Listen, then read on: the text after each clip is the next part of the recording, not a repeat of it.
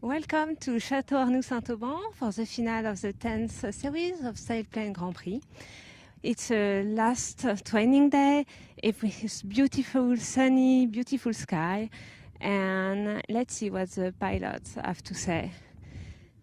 Hi, Uli. Can we talk to you a few minutes? So you're getting ready. What is your plan for today? What do you want to achieve for your last preparation for tomorrow's race? Today it's only a training day to have a look how the competitors are climbing and what is their strategy to fly to straight on, to cruise, and to learn a little bit the secrets of the mountains in Saint-Auban. You don't know well the area. I know it only from 97, the worlds here, and from Vinant, the worlds with the club class. So I know the region, but these little secrets, they are at the end necessary to be in front. We will leave you discover that. I'm sure. Tell us everything when you know the secrets. Yes. Okay. Let's go to Max.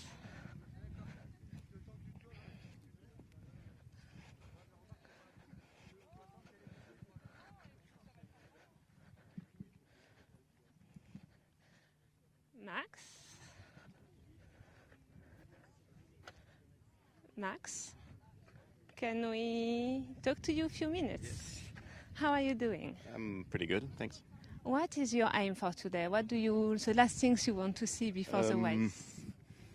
Well, the training days generally, well, for me at least, I tend to try to use it to just see if I have everything sorted out. There's quite a few specific procedures for the start, the finish, and all that in Grand Prix. So just try to double check all that, all the settings, all the glider preparation myself. I'm just checking that I'm ready for tomorrow. The flight itself is no big deal. It's just trying to check out all these things. Yes, you know really well the start, but did you practice a lot recently? Not specifically for Grand Prix flying. I've done quite a bit of regular competitions lately, but haven't really practiced much for Grand Prix, no. But so it's a good day. Yes, very useful, I think, yeah. So. Okay, enjoy your flight. Thank you.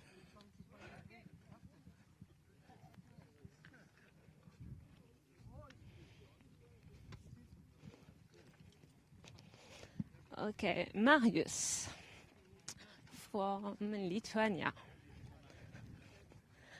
Hi, Marius. Can we ask you a few questions? So, last training day, what do you want to improve? What is your aim for today?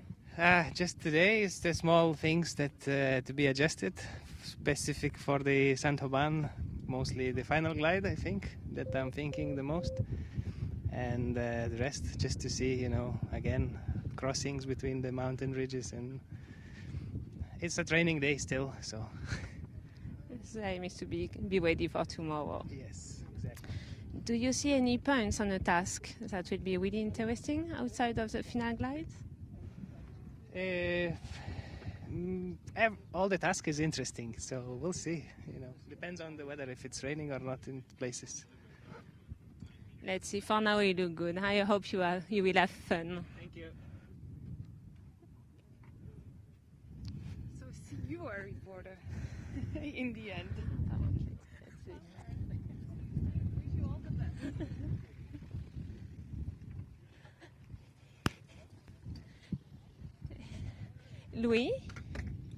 Louis, do you have a few minutes for us? Maybe one. Quickly. Just to know what is your last training day. What do you want to do today? What is your focus to be ready for tomorrow? Well, I want to feel at ease in my new glider. I have only a few flights with the Ventus 3, so it will be a good training. And I would like to remember also all the rules that are specific for the Grand Prix to apply them, and in order not to have penalties. Okay, you know the area really well. I try to, but I'm not an expert of the mountains. Have a good flight, enjoy.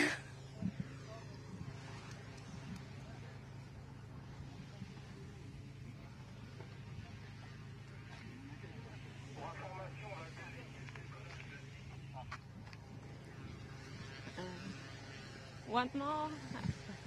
Okay, we will go to Oscar.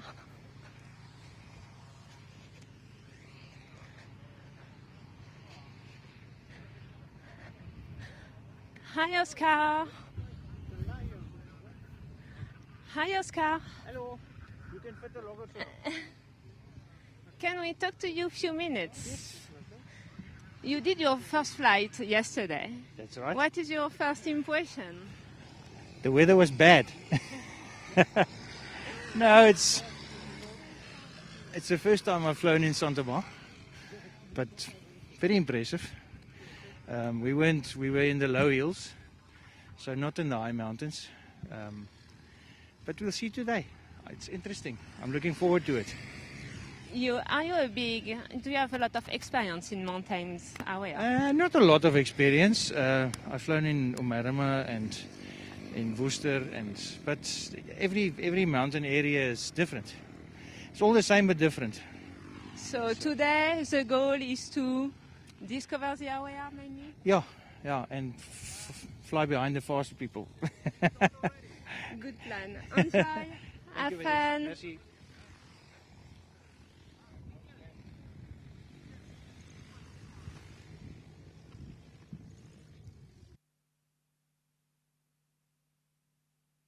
I still get the same.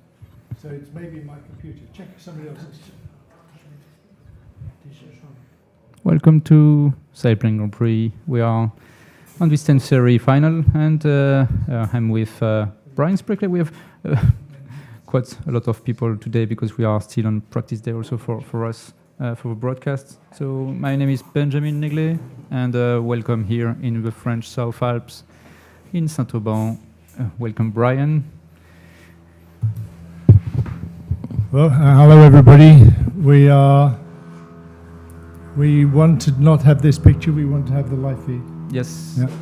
So good afternoon, everybody. Welcome to the 10th World Sailplane Grand Prix Final in Saint-Auban. As Ben said, we're having a practice day, so we're hoping to make all the mistakes today. And if we can make them all today, we will be very happy not to repeat them on future days.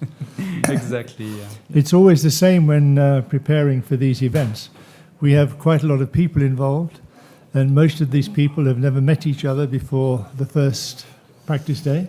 And so now we need to liaise one with another, how we do it, and also we have to overcome the problems of language, distance, and all these things. So bear with us today if you're watching. It's only a practice day. We don't intend to give you the full Monty, to give you everything, but we will try to go through the race as it unfolds. So maybe Benj will just show us the task now and where the turning points are, and then we'll work through what we expect the pilots to have to do today. Okay, so we are in the French South Alps, so it's really the southwestern part of the Alps and mountains, and we are. You can see the screen today, and the north is on the top, so it's easy for you to have an orientation. And all the pilots are with all these small labels you can see with 2 or 3 digits, and we will explain you what it is. Today, this is the race you can see with the wirings and the turn points and everything. So we will go through gently with the help of our technicians for the 3D. So let's go to a start. Actually, Benz, we should introduce Seb.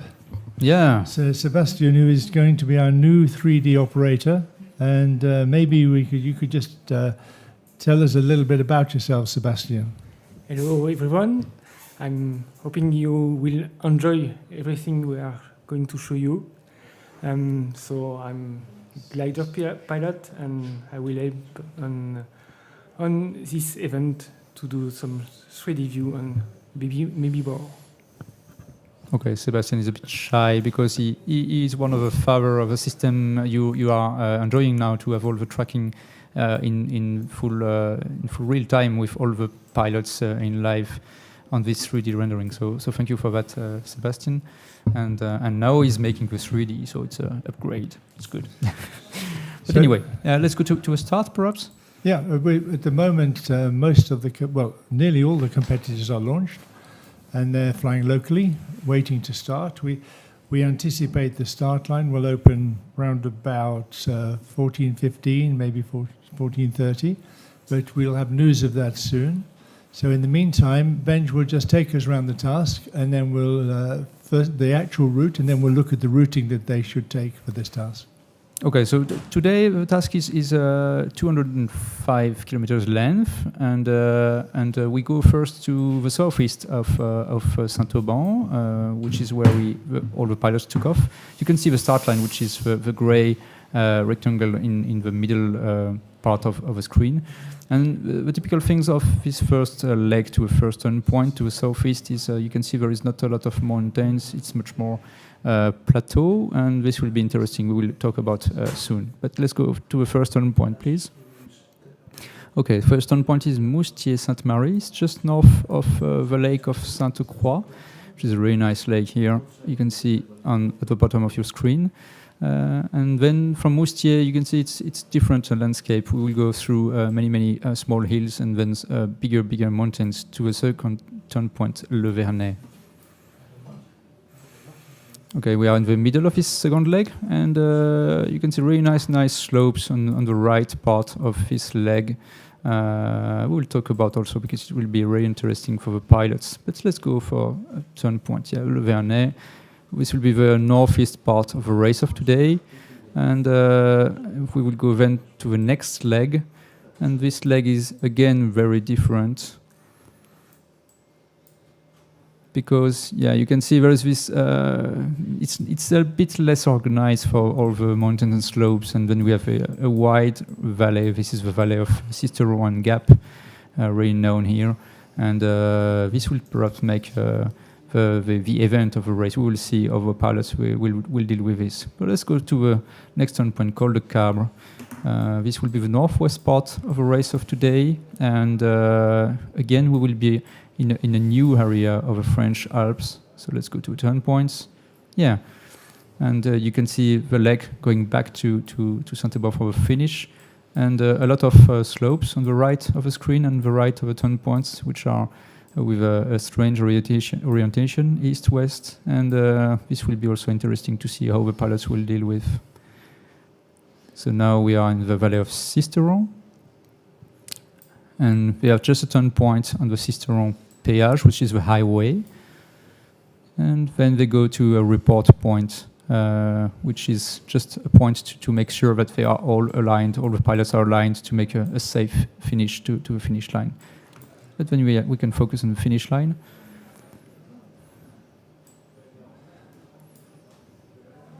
So that's it, last report point, and then the finish line will be the green things you can see on the middle of the screen.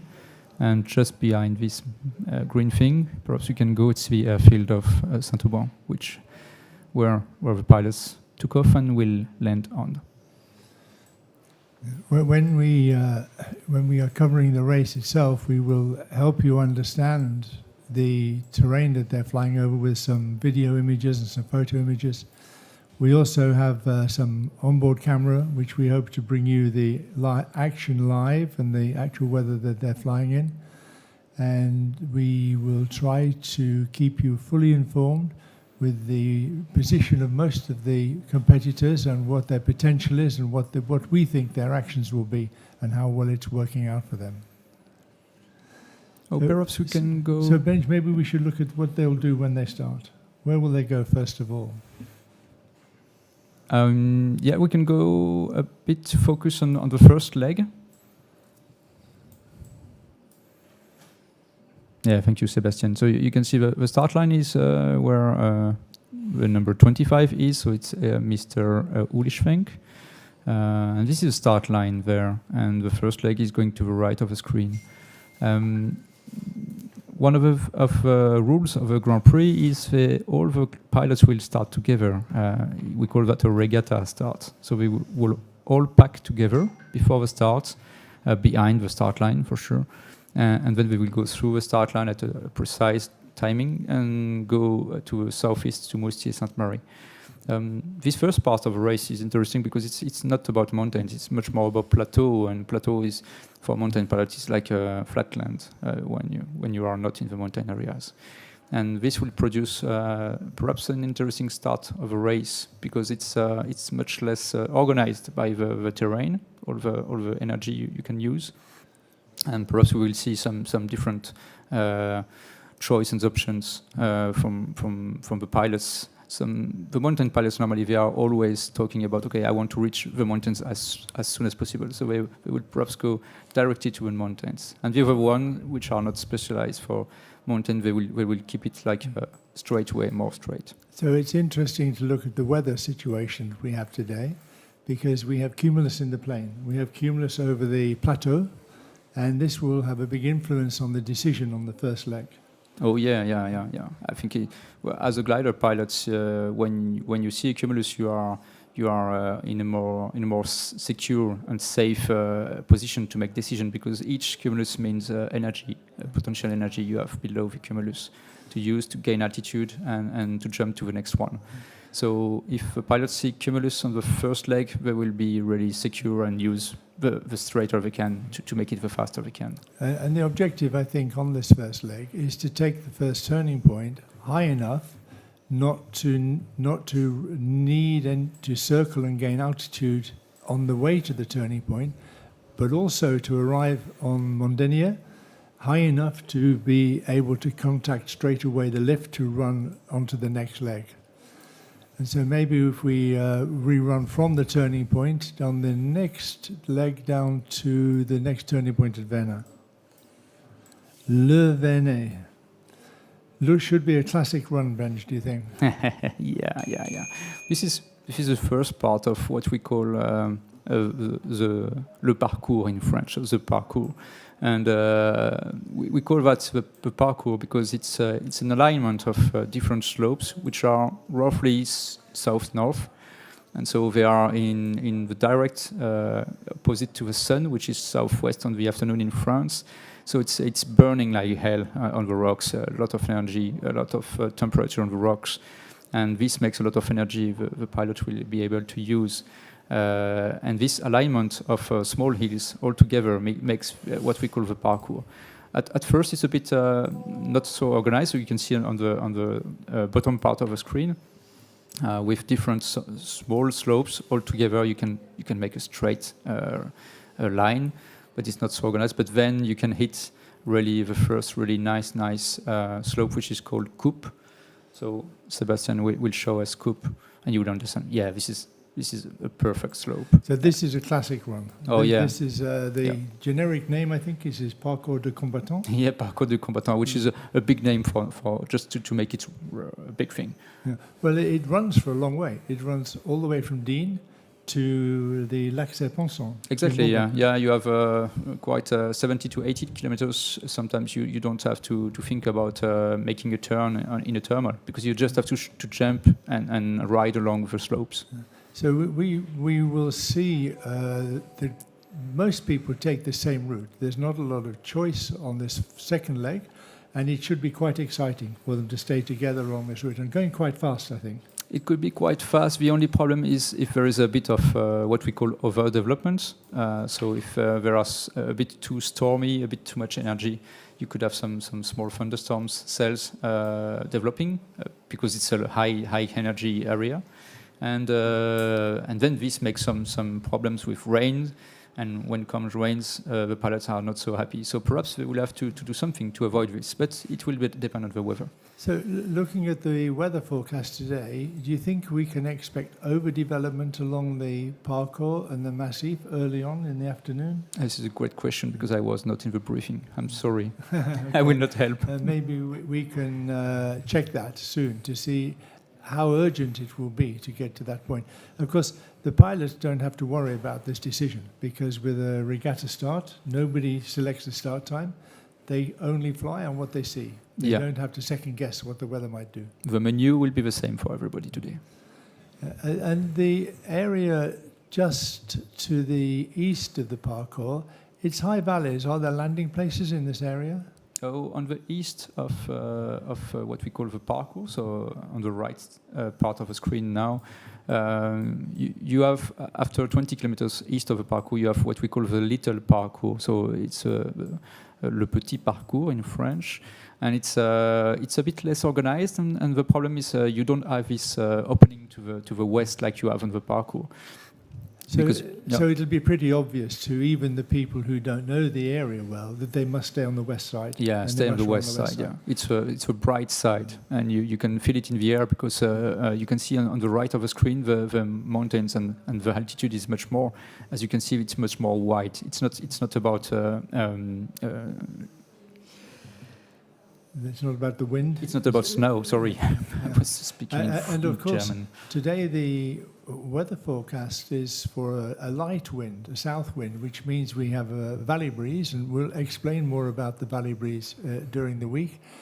But if you didn't know anything about the area, you could be tempted to take a more direct route with the south wind. But in fact, the wind on the western side of the parcours will be from the west. There'll be a little valley breeze blowing, and it'll come almost as if the wind is westerly on the face of that hill. The wind today, the main wind is from south like this, but all of this kind of valley like this, you can see and follow. They are making this also and helping the wind to be a bit more westerly. So all of these lines, like coupe, we can see here, you will have a bit of southwest wind on it. And also, if you follow the parcours, like here, it's Cheval Blanc, and then it's the north part of the parcours. All these kind of things, the wind is blowing because of a small valley here. They are much more open, and it's completely different if you go to the sister of the parcours, which is on the east here, because you can see that there is not a lot of opening with area to allow the wind to hit from the west. So it will be completely different. So it's pretty obvious today what the routing will be, and it means a low, fast run for everybody on the same route. And being so quick after the start, there won't be much separation. So we should see some pretty close combat along here on the parcours de combattant. Even if today is still a training day, so perhaps we will see some pilots who want to explore much more than they want to race. Yeah. So we will see if there is a pack who want to make the race, and the other guys who want to just enjoy the day and gather more information to be ready for tomorrow. Sorry. And of course, the tactic is important because you have a choice. You can fly a little slower and higher and try to arrive at the turning point at the maximum altitude by gaining height all the way, or you can fly much lower and try to find the strongest lift band and fly very much faster. But then you must find some altitude at the end to take the turning point. Yeah, and this will be especially interesting if we go close to Le Vernet, so turn point 2. Because then we need to change the type of flight the pilots would have done before. We talked about following the ridge and riding at quite fast speed, 200 kph or something like this. But then if we go and check on the west, to the next turn point, yeah, it's finished. The game is much more different. No more easy riding following the ridges. But then on the top of the screen, you can see already that there is a much more wide valley. So no more this help of ridges to help the pilots to bounce from one to the other. So tactically, the highest possible at turn point 2 to give you the best options for crossing over. So the gamble is, where do you get the altitude towards the end to make the crossing? Yeah, the gamble will be if you have to gain altitude just before turn point 2 on still the high ridges and the parkour, or if it's enough because they can see some nice cumulus on the slopes on the west going to the next turn point to call the cab on the top of the screen. And if it's enough to just bounce and bounce and bounce and cross the big valley of Sisterhood and Gap to go to turn point 3.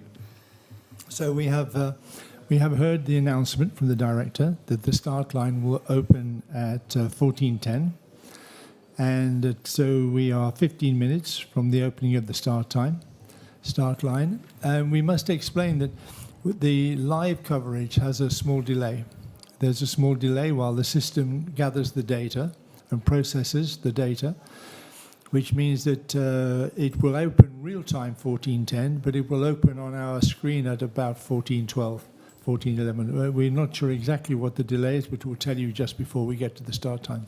Sebastian tell me that he tries to make it to 1 minute for now, and we will test if it's good enough for the data this way. The more we have this cushion of time between the reality and the 3D, the more we can gather data, so it's more smooth for everybody. But we try to keep it as low as possible to keep it for real, as a real race.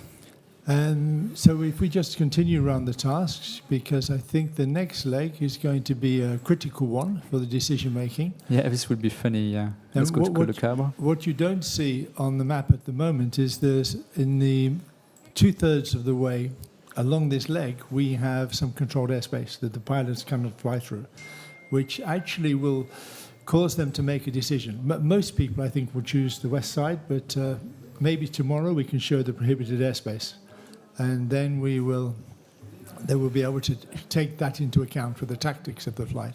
Yeah, just before Col de Cabre, if you go a bit below on the screen, you have this widest part of the valley. So on the left is the valley of Sisterhood, on the right is the valley of Gap Talar.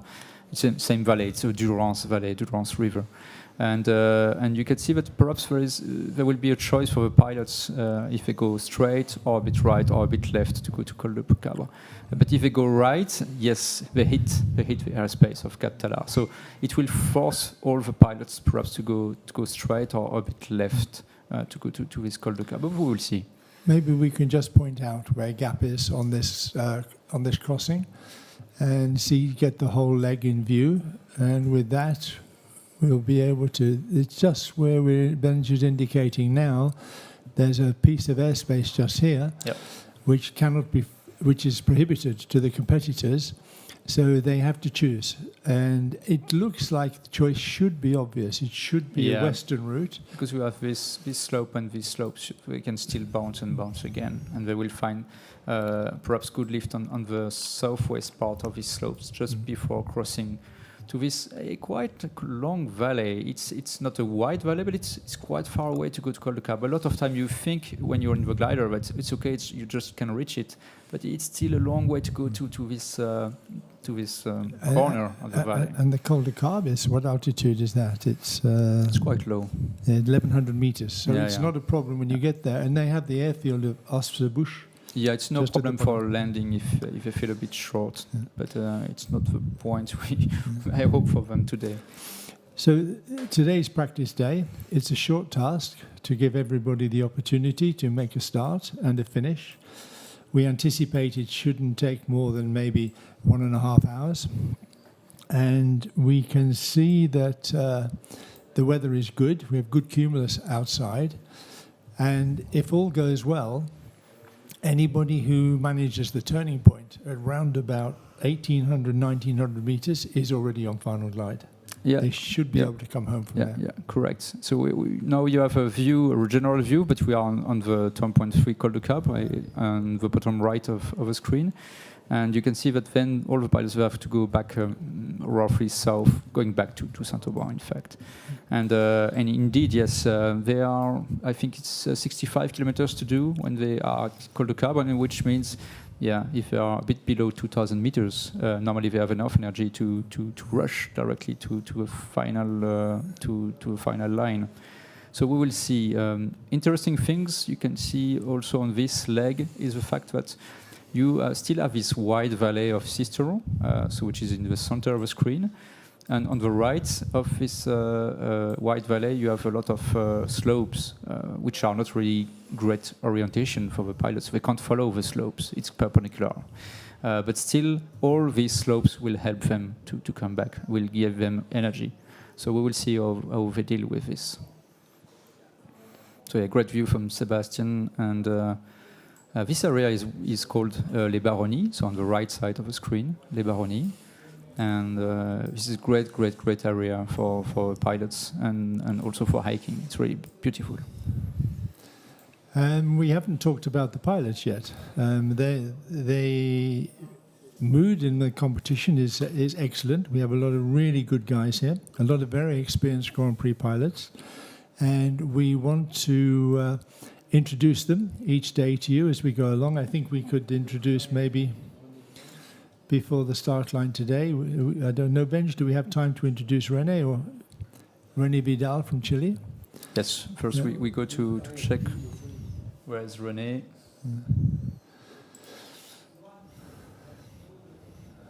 And we can see where we're... Okay, we are with René. We have poor data for now, but it is just east of a start line, and we will see his interview.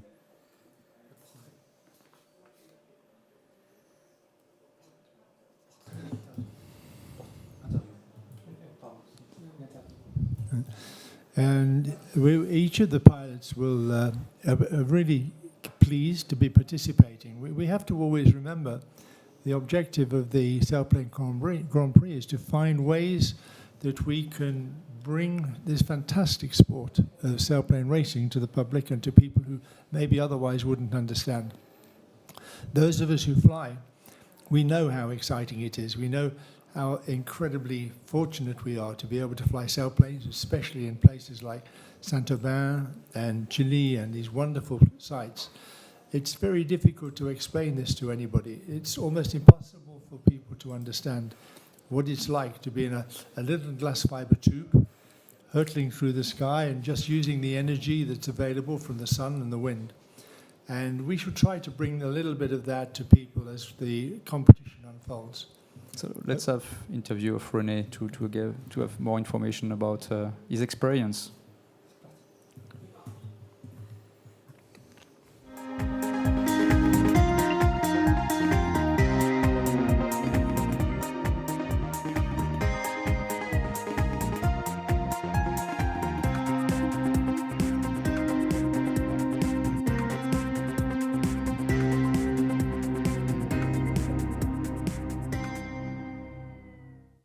Welcome to Saint-Aubin.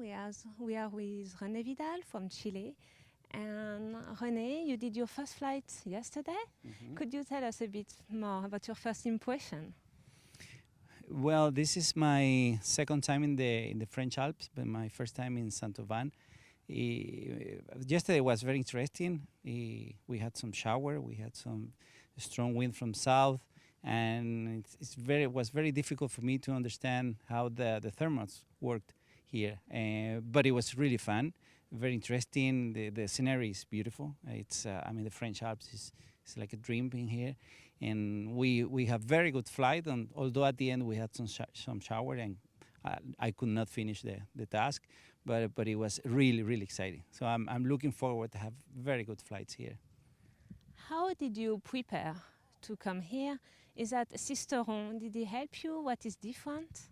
Yes, Sisterhood helped me a lot because it's the same area, it's the same scenery, but also a virtual practice with the Condor and the Silent Wings years ago. It really helps to know the area. I think the most important when you're outside is to know where the mountains are, where the landing fields are, and that really takes some worry out of your mind.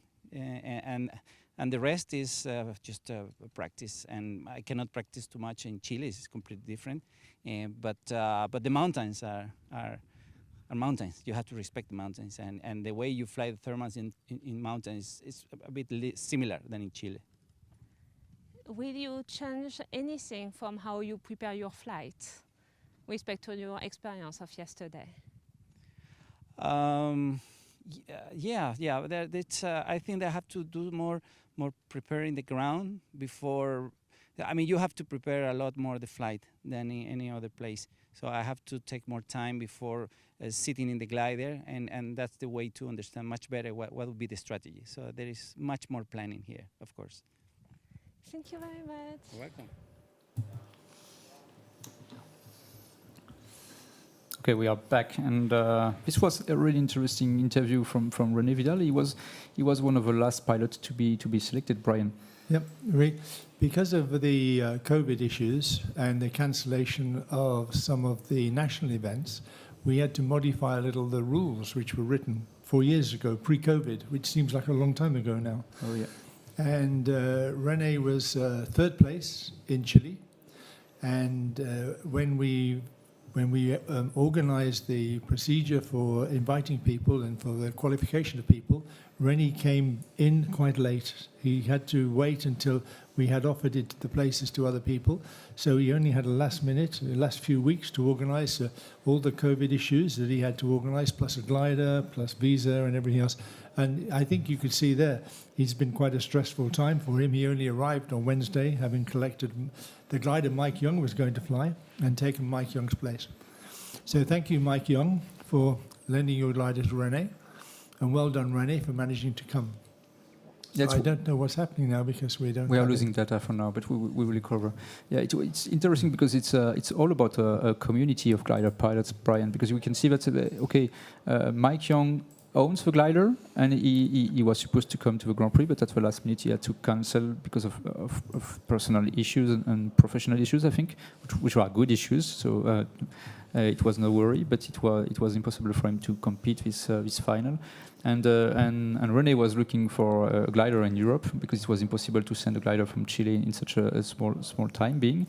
And the community is helping each other, even if they are competitors to each other. That's right. And you can tell it's a practice day because we seem to have lost some of the data. In fact, we seem to have lost all of the data. Oh, this is good. It's coming back. So our good friend Ángel Quesada from Spain, he has to magic up the data from time to time. And he promised me that we wouldn't ever lose the data, but it seemed like it's a Berio's straight away. I think it's just a question of a cable you have to plug. No? Yeah. No? There's somebody pulled the plug out? I don't know. It's a joke of Benji. So it's a bit critical this because we lost the data just before the start. Bench. But it's okay. We still have a few minutes. So we have time. Still about René Vidal. He's coming from Chile, and it was interesting in the interview because he talked about the fact that he is a mountain pilot because obviously in Chile it's all about the Andes. Great, big mountains. But he told that it was the same and different because here the mountains are smaller for sure, but still he has this big respect because they work the same way at the end. So it's just a question of translation between Chile and this area, but it works, and he's quite happy to be here.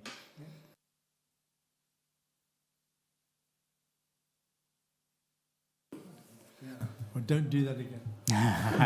Okay, so it back. Seems that Ángel has waved his magic wand and magicked up some data again. So now we can focus on the start because we're only a few minutes away from the start. Of course, in the Sailplane Grand Prix, the rules for starting are completely different to normal racing in sailplanes. And we are very cautious about the making sure there's good separation between the various pilots so that there is very little risk of a conflict. And there are rules like they must all be behind the start line for 1 minute before the start. They can only make a left turn during the time just prior to the start. And once they are running, they have to run straight into the start line.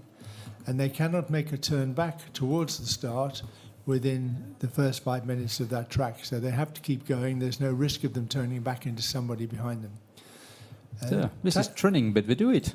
Yeah, but they have all of these pilots are well experienced flying Grand Prix, and we can see that starting now, we have looks like the first one across the line was going to be Mike 7, no?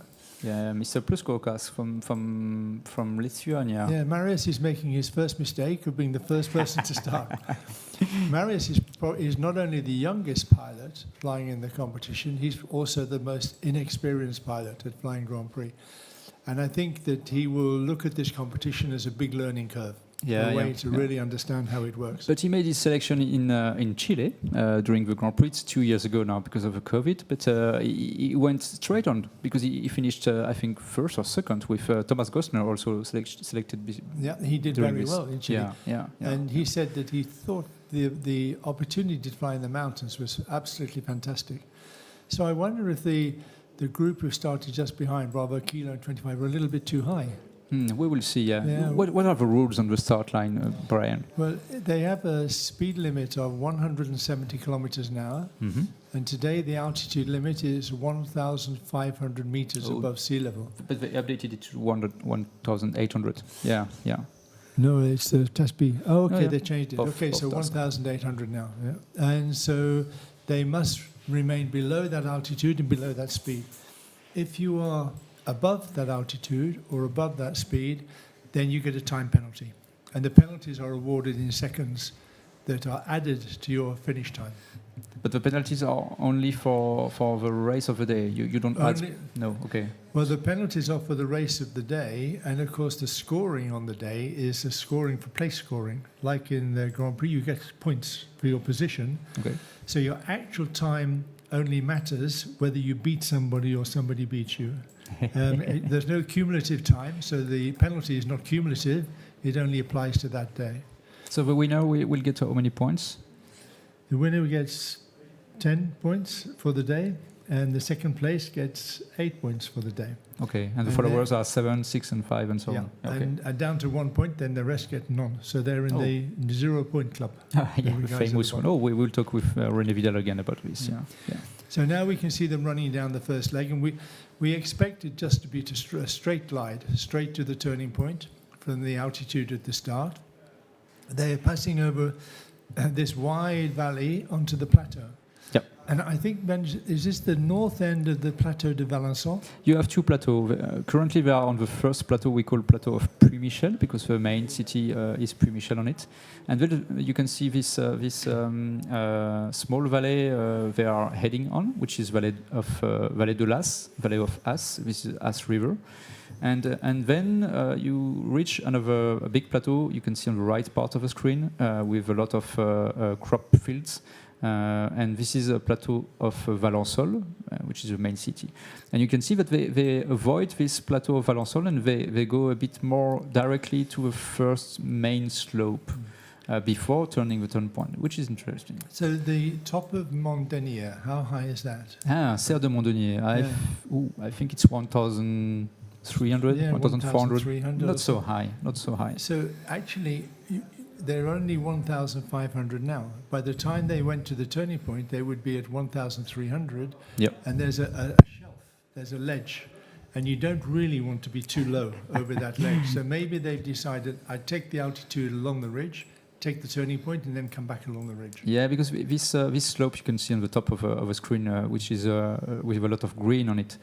This is Serre de Mont Denier, and as Brian told, there is a second step. And you don't want to be on this second step much more lower because then you have no possibility and no second chance if you are too low and there is not energy there. So yeah, perhaps they are going to the safe way. But we will see. Now it seems they go straight to the point. It's very interesting on slopes like this because it's famous, this mountain, for always providing some lift when you're low down, but very weak lift. And of course, to arrive in the position where you need the weak lift is a big problem in the competition. So you need to try to optimize your route And the route through the strongest lift is obviously going to be less a risk than to take the direct to the turning point and then hope that you get the strong lift, but be in the weak lift area lower down. Yeah, basically the pilots every few minutes they have to stop. We called, there are two phases in the race of the pilots. One is called the glide, so they glide to the next point to get some energy and altitude. And then when they stop and they climb to get some energy. So they want to make it the least time in the climb. So they need to find the best climb at the end. Right. So this is interesting already. We have Mr. 3 Victor. Yeah, Thilo's famous for not going with everybody else. Yeah. And gliding is an individual sport. It's an individual competition. There's no team cooperation in this competition, and that suits some of these pilots who just prefer to make always their own decision and plow their own furrow. And Thilo is one of the best pilots for this. Some pilots have a tactic of always waiting for the others to make a decision, hanging back, until they get near to the end of the flight. It's a little bit like the Tour de France. It is. You always get some free spirits who break away. But unfortunately, the peloton nearly always catches them just before the end. Yeah, this is the first rule of a race. This is the rule of a peloton sometimes, yeah. So the tactic is to be at the highest guy, just at the last point where you need to climb, and then be first on the final glide. But Thilo is still going pretty much the same way. They're pretty close together, and they're going to, I think it looks like go on to Mondenier, take it and then come into the turning point. A lot of time you can see the top of Mondenier, which is a really nice slope in the middle of the screen, and then there are what we the footer of Mondenier with this small erosion and rivers, which are making some small valleys. And with today's weather, I think you have a lot of thermal activity which is generated on this footer. So that's why they are not going straight to the top of Serre de Mondenier, but they are following this footer, just at the threshold between the plateau and the slope. So the pilots aren't obliged to fly the task today. It's a practice day. They're obliged to come to briefing. They must take a launch and start and hand in a flight file. This is a compulsory issue, and it's what's becoming evident now is that all of the pilots in this group are visiting pilots. They're all German pilots. There's Catherine Sen here. There's Eco Juliet, which is Philippe is with them. Philippe Depeche is with them, so maybe that's right. And Alfa Romeo is Gintas. IGC is Peter Panic there. And so these are the guys who really need to practice. These are the visitors. Maybe the French pilots have decided they know the area well enough not to have bothered to fly with the pack, to have a cooler day and a little bit more relaxing flight. Yeah. Even if you know, but this is a famous area worldwide, and a lot of pilots who are making this championship, they fly a lot in the Alps, so they know the place. But there is a really interesting thing now. If you go to the right part of the screen, you can see altitude, and the guys, all these pilots, they started at 1,800 something on the start line, and they are still at 1,600 or 1,700 for the highest, after making 20-25 kilometers. So I think there is a lot of energy, and it was really easy to ride along and arrive at this point where now they stop to climb. Yeah. And the climb now is 4 meters a second that Philippe has. They will all be getting something of this strength, which means they can go straight to the turning point. There's now enough altitude to not take any risk for Mondenier, so they have a good option now if they wish to go into the turning point and then take a left turn and onto the mountain. If they didn't have this climb, maybe they would have run more into the mountain first. Yeah. Thomas Gosner is there. He's climbing behind the others. Thomas will be very fired up for the competition. He's always very competitive and very enthusiastic. Yeah, Thomas is not only a glider pilot. He making race like Grand Prix. He's also a car racing pilot. He's racing with Ferrari, and so he's really focused on the speed, and this makes really interesting things during the race in Grand Prix. And it's nice to see we have Fox Delta, which is Melanie. Yep. Melanie is the women's world champion in 18-meter class. She is, yeah.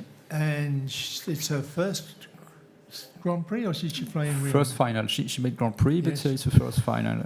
So she's very inexperienced by comparison with the other pilots. She's quite young.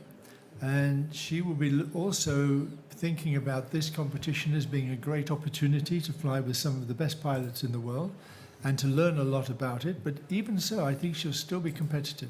Oh yeah, she can be really fast. She can be really, really fast. But I think she had a long discussion with Eric Napoleon, our coach, just to make it today. Don't take too much risk and have fun and yeah, enjoy, because you will learn quite a lot of things, especially because the Grand Prix is making the pace and the style and the tactics a bit different to what they do normally on the World and European Championship.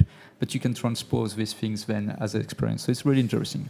Yeah. And she's climbing on her own. She's quite comfortable there, and it would be very nice to see new pilots like Melanie and like Marius, who are not stuck with the pack all the time, that make some of their own decisions and go their own way. That would be really encouraging to see the independence in their flying. But let's go with Thilo, perhaps, because he is making what was expected from him at the end. He's doing a Thilo. Yeah, so we can focus on him because I think he's quite low. No, he's not so low, 1,600. Yeah, I was thinking he was following the footstep of his slope. No, he's really high at the end, 1,600. Well, I suppose the optimum here is to take this turning point so you can go straight on to the end of the parcours. This will be one of a key point, I think, every day if the weather is cooperative, because there is always this big question in the cockpit: do I have to climb super high because perhaps I have to cross a big valley? So yes, or do I have to climb just enough to then jump to the next top of the next slope? Because the top of a slope is where normally you will meet the most part of energy to have an easy climbing. But so perhaps Thilo has this in mind, and Mike 7 from Lithuania, so Mr. Marius Pluskaukas. Yeah, Marius is not hanging back. He's pushing on. Thilo's round the first turning point and onto the second leg. Yeah. So Thilo is in aggressive, we would say, mode, but now he's jumping to the slope of Serre de Montgolfier, and Marius is just behind. He was a bit more conservative, so he's a bit higher. And if you look at the bottom bar on the screen, you will see the information about each of the pilots, the altitude, the ground speed, the vario, which is really important when they're climbing to compare the rates of climb, how far they've flown, and the distance left to run, and the average speed so far. We will talk about each day about all this information to have some focus on how it works and what is important. But yeah, it's already interesting, even if it's just a training today. And we can see that the ground speed for Thilo, 165 kilometers an hour. He's slowed down nicely because I think he's going to try to run right round the corner and onto the coupe. And if he makes the coupe, just without even touching Cousin, then he will be able to run that next leg. Everybody else seems to be hanging back and getting really good altitudes. Much more higher, yeah. Mario Kisling, 2,300, Louis Budalik, 2,400. So there is basically 800 meters difference between Thilo, which is leading now, and the pack behind who made a stop to climb, get more energy before making the turn. So we will see what was the most adapted to the day, because it's not a clever decision, it's just a decision. And sometimes, yes, you have to push, or sometimes you have to be conservative. We will see in a few minutes. Yeah, and the next part, the classic part, will be the one which I think will make the big difference in this flight. If you get the tactic just right in this flight, you'll gain 2 or 3 minutes over the flight. If you take it too high in altitude in the climb, then you will arrive at the turning point 2 minutes later maybe, and that's going to be all the difference in the flight. Yeah, it's really sensitive in this area when you leave this area of Moustier-Sainte-Marie and you think you have just enough good altitude to reach what we called coupes. I will show you on the screen. So we are in Moustier here, and there is what we call Serre de Montgolfier, which is here, these slopes, and you can see that they are using only the northwest part of these slopes. But we saw Thilo going this way, and he's big goal is here, which is coupe, and he will probably bounce on these small hills before going to coupe this way. And then if he reach a good altitude of coupe, it will be easy riding to the north to the second turn point. But if you go a bit below, or if you feel that at one point you have to wait and to climb, then the other guys will make much more faster. Then you will have lost any advantage. Oh yeah. The decision has to be made. Yes, I'm going to run it, and you have to run it. This is difficult because sometimes you think, okay, the next cumulus, the next lift, I take it, I get some altitude, and I go, and it's not so strong, and you feel, oh no, I skip it, and then this could be a big mistake. And what is really quite difficult to comprehend is the difference between 1,100 and 1,200 meters. Oh yeah. Because if you're running the ridge, you have a very, very narrow band in which you can run it, maybe only 100, 150 meters. Yep. If you climb to 2,400 meters, then you don't have to think about this. Yeah. And 100 meters at 2,400 means nothing. But 100 meters when you're running the ridge, if you're just a little bit too low when you come around the corner, it means a great deal to be in the right band. Yeah, and today we will, the pilots will not have a lot of problem with pass to get along, so this will be okay. But just to keep it at the good altitude for the maximum energy they can gather with the gliders, this will be interesting. And you can see Thilo now, he has to climb. He's 1,800, and Echo Juliet, Philippe de Péchy is 1,900, and he's now leading the pack. So it was a good decision to climb a bit before going to a second turn point. And Thilo has to invest a bit of time turning and gaining altitude. And the advantage that the altitude has brought them is to cut off the corner. Yeah, they can go straight. They've probably gained 2 kilometers in deviation for going around the mountain. So they are still not making a full straight things because it's never a straight way which is the faster in Sailplane Grand Prix or in Sailplane for racing. You can see that they are following all the ridges below them because each ridge will give them potential energy, and they will bounce and bounce to go to coupe now on the top of the screen. So for now we are on the second leg of this last training race for this final of the Grand Prix Series 10. And we have basically 3 packs. One is alone, Thilo on the left of the screen. He made a decision to make a low first point, and he is paying a bit this. And there is a leading pack with Philippe de Péchy, Echo Juliet on the top of the screen, a bit higher and a bit further on the second turn points. And then there is a pack at the end following. But again, it's a training day, so there is no rush and no stress in the cockpit today. And Werner Ammann, he's Whiskey Golf. He's towards the back of this pack, but he'll be happy. He's only flown the glider a few times. It's a new AS-33. Yep. I asked him if he really liked the glider, and he said, well, he hasn't flown it enough yet, but so far he really likes it. But he feels really unsure that he can use the glider to its full potential until he's flown a few more hours in it. So he'll be really happy to be flying a race, to actually be getting comfortable in his glider. He won't be trying to win the day or get out in front. He'll just want to get used to it and get used to how to use it. And I must admit, it's a very beautiful glider. Yeah, it is. Schleicher make always beautiful glider. Werner is from Austria, and he used to have a Schleicher ISG-29, which was the previous generation of the glider he has now. And now he has a AS-33, which is a brand new glider. Just 1 year ago, they made the maiden flight of the prototype, so it's really a really new glider. And Werner is flying a lot in the Alps, but not in this part of the Alps. He's flying in the Austrian Alps, which are quite different from this Provence area.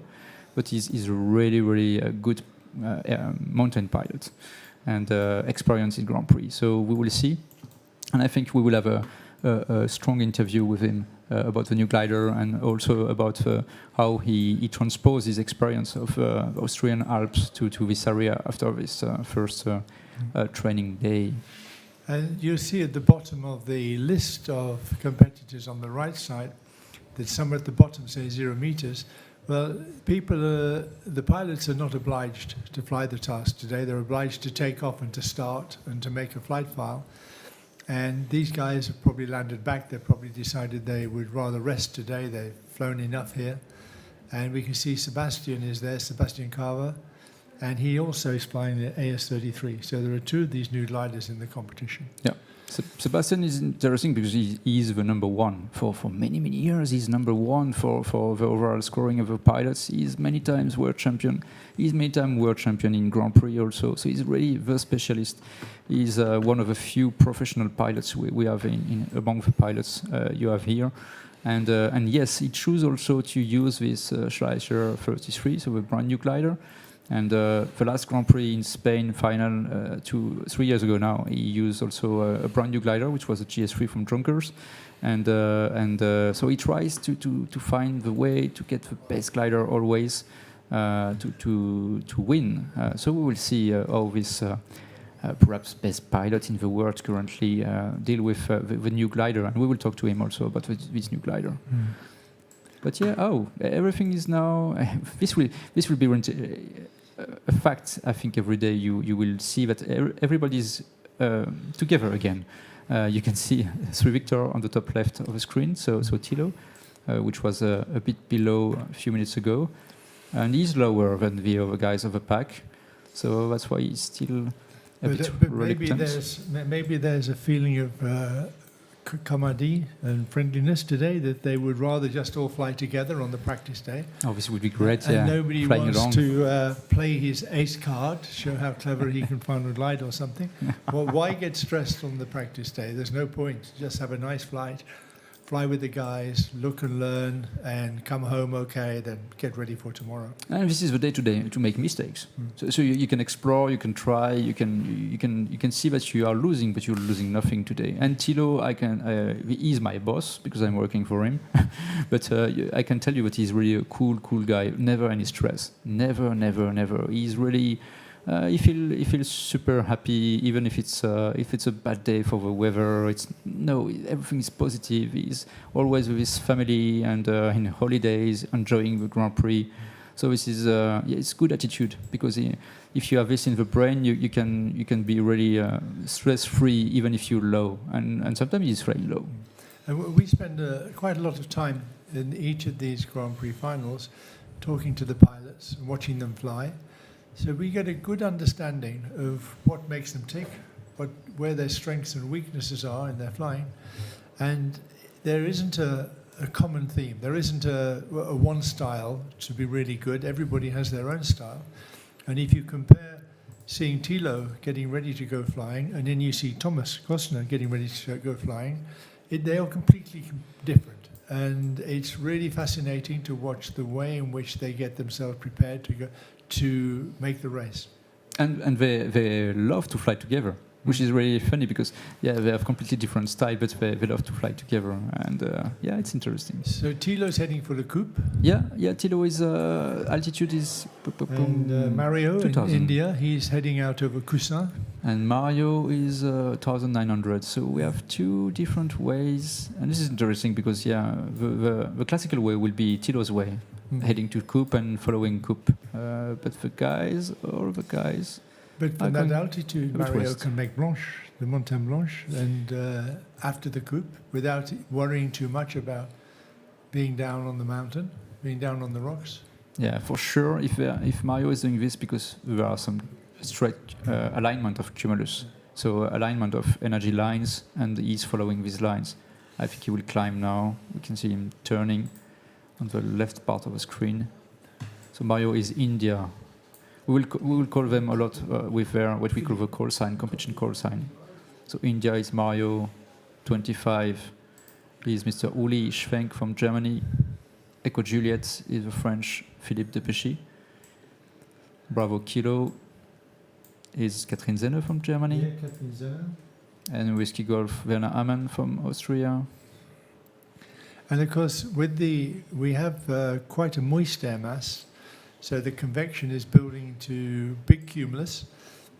The big cumulus can put a shadow on the mountains. And if you get the first convection forms the line of cumulus, and it forms a big shadow on the mountain, especially with a light southerly wind, then the energy, the heat, can come on the west side of the cloud line. So actually the energy line can be a long way from the mountain, and it can be feeding up from the valley, and it looks classic here that the whole bunch of guys have found this energy line that's almost certainly running along the overconvective cumulus that are sitting onto the top of the mountains. And then we wish we had a webcam for just that area, but we don't have. Yeah, the normal way would be this way, so it's coupe, and then you follow the small hills, and then you go there, and then you hit the big slopes there to La Blanche and the north of parcours, just before the turn point here. But the second way, classical way, is also to use this thing, which is Le Blayeul, another mountain, long slopes, and it's quite easy because it's quite low here, so you can hit it, and then you can ride along, and it pushes you with all the wind coming from the southwest. And it has a beautiful, long, sharp slope at the beginning called the Crête de Limon. Yeah, Crête de Limon. Such a beautiful name for a mountain. So we can see that the pack is using this option, and Thilo 3 Victor is alone. But I think Melanie will come also. But Thilo's high. Yeah, but Thilo is high. Yeah. If there is any over-convection, it's not low. It's not looking like rain or anything like that. At that altitude, he could run very fast. I think Thilo's route might turn out okay. Yeah, because there is a gap here. And but perhaps you have really typical things here is the fact that the wind is coming from the valley, from Ding here, and is along this, and it's making like this. But you have also the wind which is coming from here, and it's going also this way. And so all this area can be quite interesting with a lot of energy. So we will see if it works today. But the Blayeul, will it work better on the western side or the eastern side when they're running along? As India now, it's Mario is running along, because if he's not a good altitude when he gets to the top, there's a spur which sticks out to the west. He will have to fly around this. Yeah, you can see that there is something like this. And if you are low, you don't want to make this a lot of kilometers. So it will be interesting if they ride along and it's a good lift, then they will be high enough and they can cross. But if it's not so good, it will be difficult there, yeah. So let's focus on this area. What's good for us is that we have two options going on here. We need some water.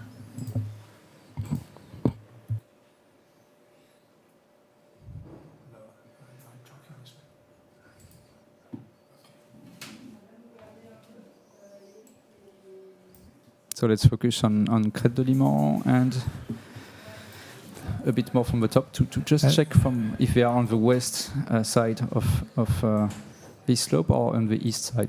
This is interesting. And René and Sylvain are flying together, not very far from the others, but they seem to be unsure which side is better. They are in-betweeners, but you can be sure there's some cumulus to mark the route there. Yeah, Sylvain is also quite experienced here, I think. Oh, yeah. Sylvain is in the French team from 2001, so it's 20 years now. He's almost every year making European or World Championship. And Saint-Auban is the national center for the French team, so we do a lot of training here, and he knows the place really well. But when you see 3 packs like this in this area, which means this means that it's quite moist, so a lot of cumulus, so different paths and different solutions for the pilots, which is good for us because we can talk about these different solutions. But Sylvain's from Montauban, which is in the southwest part of France, and it's not really a mountain flying region. He's really a trained flatland pilot, but he has adapted very well. I don't know if he's flown many competitions in the mountains, though. I think he's flown a lot of world championships in the flatlands, but I don't know what his competition record is like in the mountain area. I'm not sure he made any international championship in this area in mountains, because no, I think he did not made any. Perhaps just a national from Vinon, which is south of Saint-Auban. But yeah, we will have to ask him if he has a lot of competition in mountain area. He's flown in 6 European championships, but all of them in Rascala, Essudun, Pourguenay. He's flown 1 in Vinon, so Vinon. He should know the area well. He flew in Vinon in 2013. Yep. And that's very much this area, so it should give him a good insight into the right tactics in this area. So we have a bit of poor data in this area, but as soon as the pilots are a bit higher, it will be okay. And you can see that the pack, which is on the Blyel now, they have to wait and stop and climb because we are not so high. If I get it, altitude must be 2,100, and I think the top of Blyel is 2,100. So they want to climb before they cross this pass in between Blyel and the turn point on the top of the screen. And Melanie and Thilo are now making good progress along the parkour.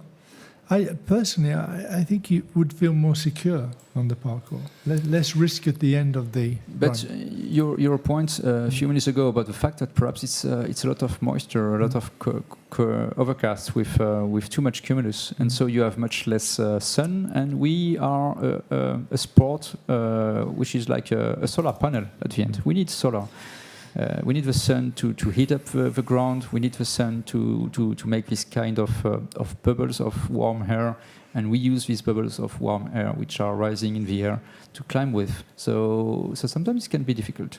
And of course, it's the bubbles that cause the clouds, but where they cause the clouds, they also cause the shadow. Yeah. So the line of energy where the air is rising can move away from the original source.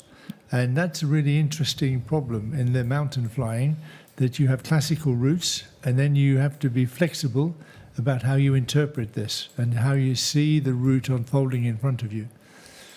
And this is cyclic also. There are cycles in this life of the air mass and the cumulus. So they are blowing, they are making shades on the ground, and so it's making the air mass, we would say, dying. So no more raising air. And then the cumulus disappears, and then it's heating up again, and again this cycle with more clouds and too much shade, etc., etc. So you have to be also in the rhythm of this cycle.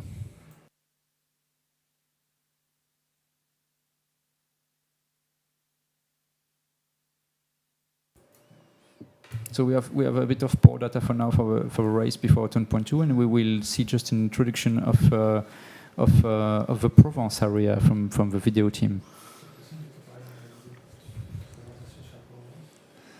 We are also very interested as glider pilots in the beauty of the countryside we fly over.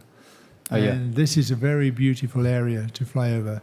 Not only do you have the wonderful strata and the mountains and the valleys, but it's got Roman history, Neolithic history, and there's all sorts of beautiful village and monuments around this area.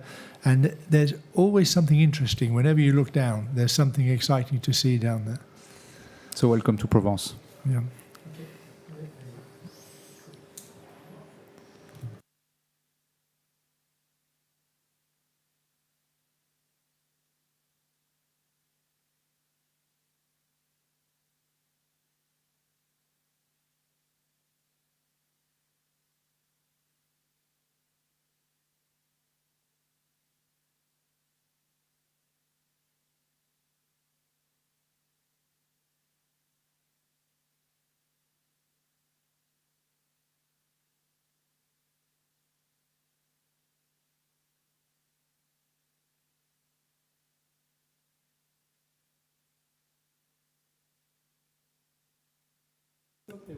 Okay, we are back, and so we thought there was a bit of music on this clip, but yeah. So this is Provence, and this is typical cities of Provence with very nice roofs and not so wide streets, because it's a lot of sun. And this is typical from the area of Saint-Auban. Also, when you are on the airfield, you can see. You have a lavender. This is lavender, and on the background is Lemay. Yeah. So enjoy this kind of countryside. We love a lot here.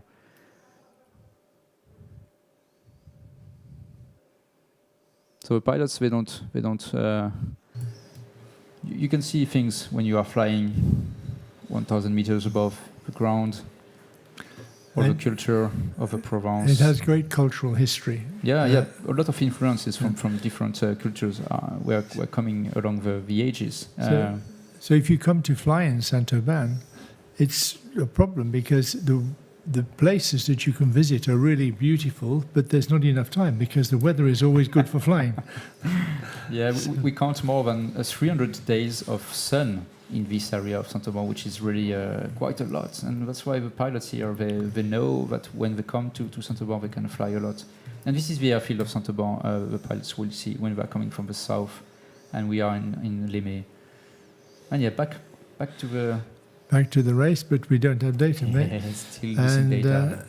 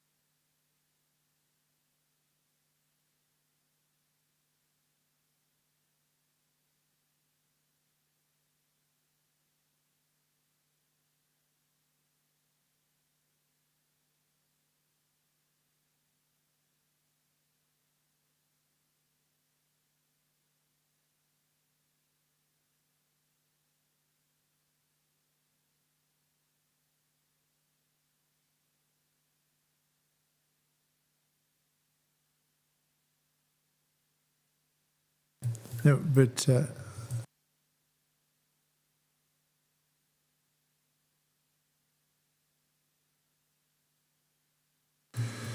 and it's something we need to get fixed. So we are back. Sorry, we are with a strong discussion because of losing data, obviously, but we are back. And obviously, I think Brian, they made the turn points. All this leading back now.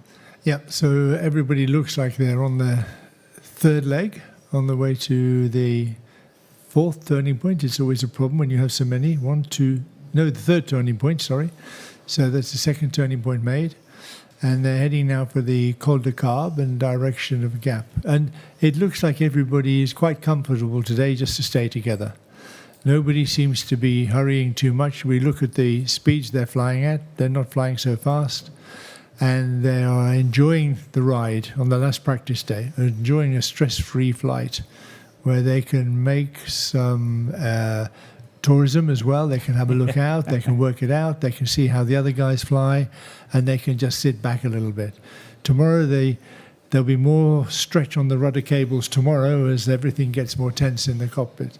Yeah. Before the start, you had this grid walk with Claire asking the pilots what they were focusing on. And today the main answer was, okay, I need to check that everything is working okay in my glider. I need to check that my recorder is working, and I can manage the good start altitude exactly and the good speed, because there are some penalty points. So they were much more focused on the start and perhaps on the final, like Marius told. He wants to see how it is to feel the real final leg low as they have to do tomorrow on.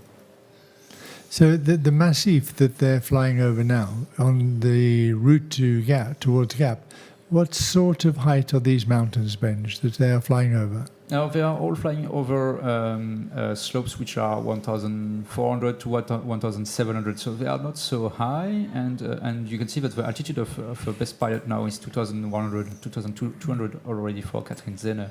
And it was expected that they had to get a bit more energy and to climb a bit before they go to the next leg. If we can look down now, we look down now and we can see that one or two are not so high. They need to climb up out of these gullies because it's not really obvious, the route. Unless there's good cumulus, it's difficult to work out exactly which direction, which side you should take the peaks and which of the cols you should aim for to go through. Because for sure you want to end up on the south side of what's the mountain called, just this side of Gap, that runs along the main valley near to La Motte du Caire. Yeah, let's say it's Crête de Sel. Yeah, okay, yeah, it's close. Yeah, and you can see that Werner there, he's climbed away, but Peter and the 7-2, they're just a little bit stuck in there. Well, Sylvain, actually no, he's at 2,300, so he's making sure. He's taking the maximum altitude to make sure he can go right over the top. But yeah, it's interesting because now they are climbing, and then they made a few kilometers and climbing again. So they want to gather energy now. That's why perhaps it's not so easy to see what's going on this current leg. And you can see it's a really interesting view because we are at the same altitude as the pilots.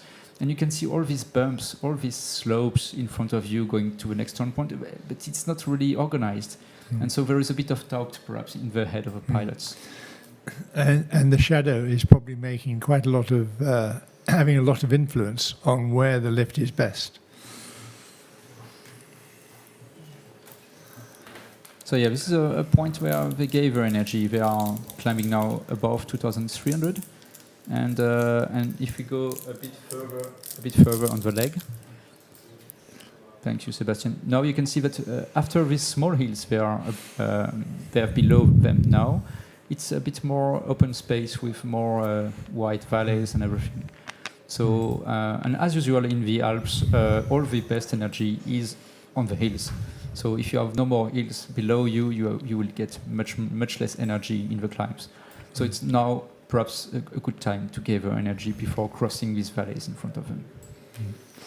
And it's not far now to the last mountain before they cross over to the west side of the Durance Valley, and they will cross over the Crête de Sel and across towards Aspe-sur-Bouche, and there's 2 or 3 routes there that you can take when you're low down, near to Serres, and you can go more northerly on the north side of Aspe airfield, and that gives you a number of opportunities. But my impression from today is that they will stay together. Nobody's really very interested in going in their own way. Yeah.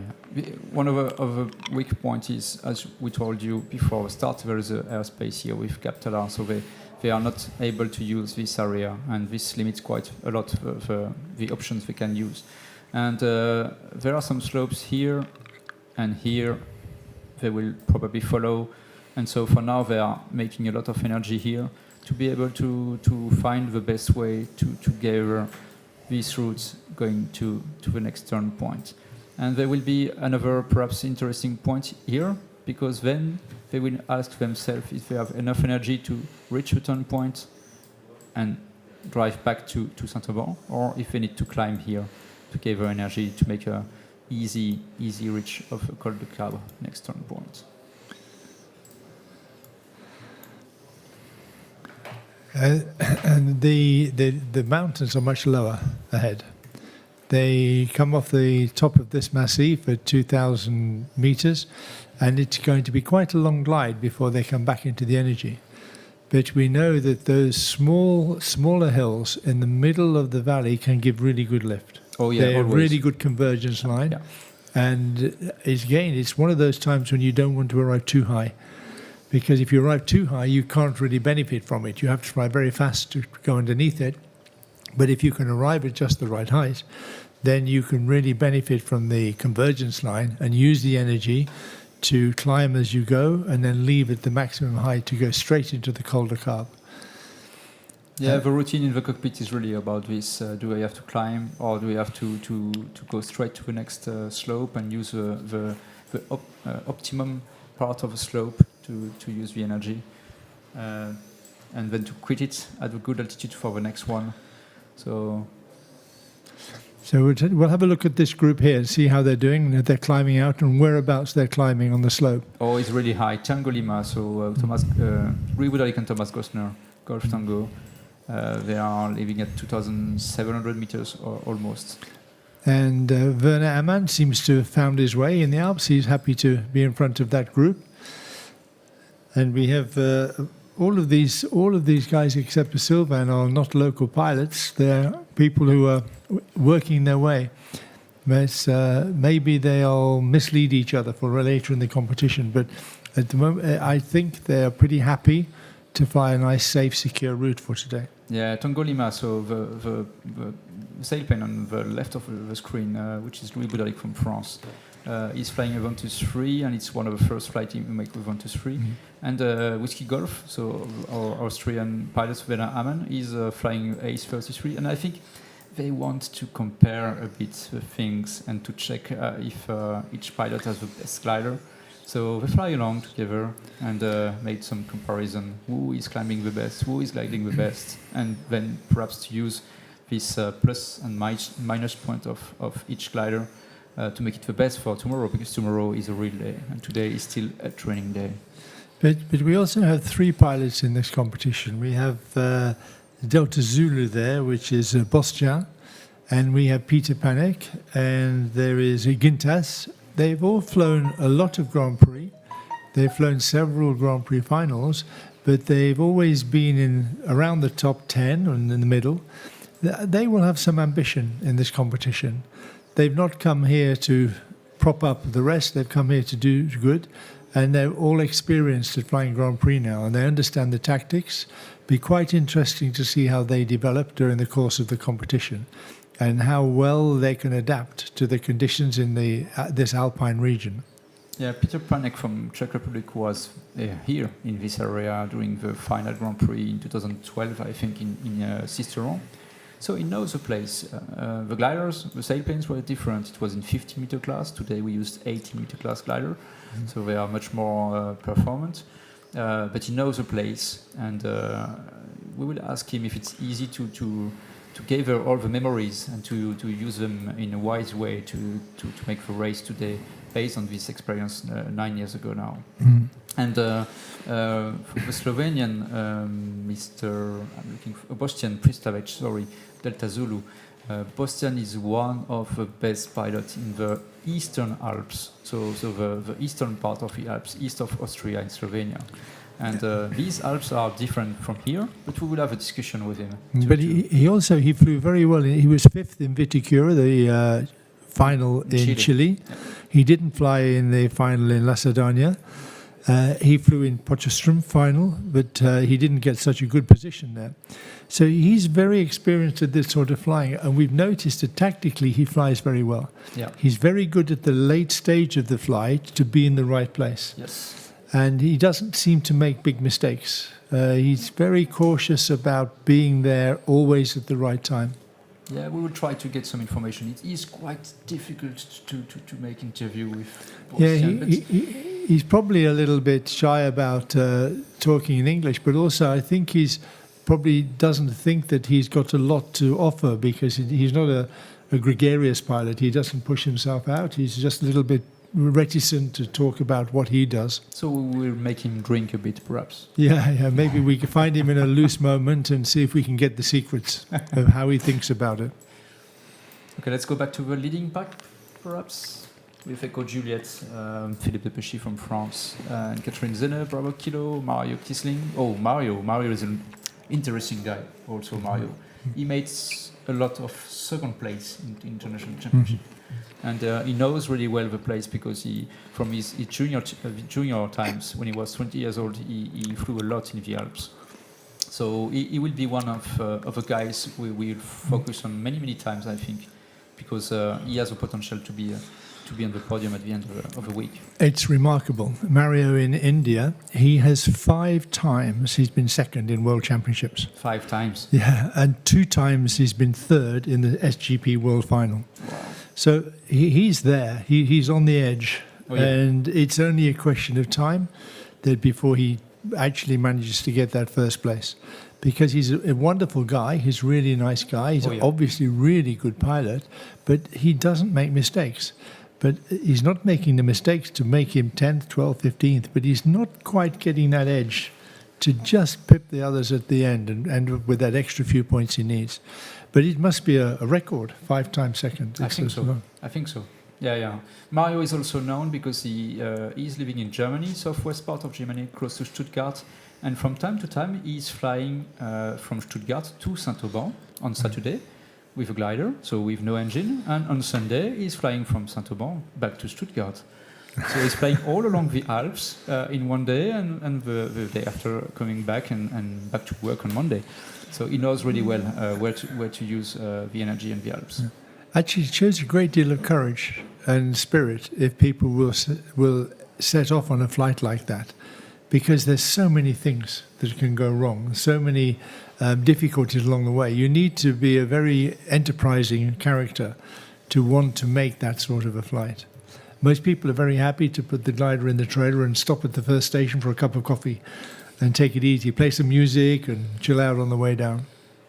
No, he's very adventurous and in a really prepared way. He knows exactly, because from Stuttgart to the first slope of the Alps, you have a lot of kilometers with difficult conditions because all the energy is in the Alps and not on the flatland.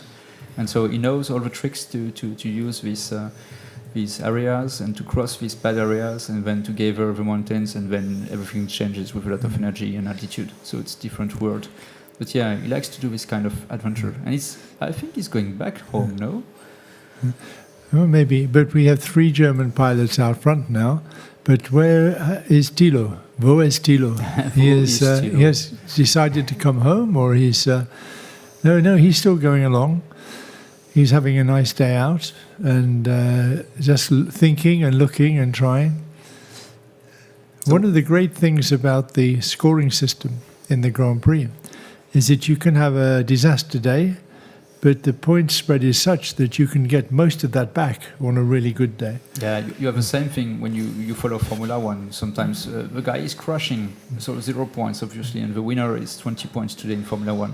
But the next Grand Prix, the guy is winning. He gets 20 points, and the other guy is just making 2 or 3 points, and the championship is starting again. So we have this same system, which is a bit brutal, but also you can have a bad luck day and you lose 10 points, but the day after it can be a bad luck day for the other guys. So it starts again and again and again. And the Christophe and Gilles, Maximilian and Sebastian, we don't think they're flying. They've landed now.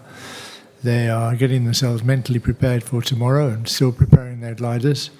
But the rest of the pilots are having a nice day out and good conditions, right over the center of the big, what do you call this big area where they're on so many mountains? We would call it a bowl or a flatter area that they're flying over now. Beautiful views. Crossing the valley, the Durance Valley at the moment. It is, yeah. And all flying just on the western side of Gap Tallard and the prohibited airspace. This would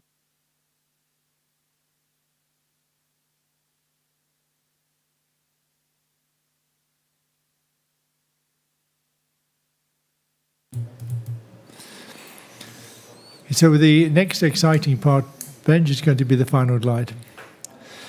One of the features of this competition that we want to bring to you is some in-flight video and some interviews with the various pilots, so you get a better understanding and get to know them better.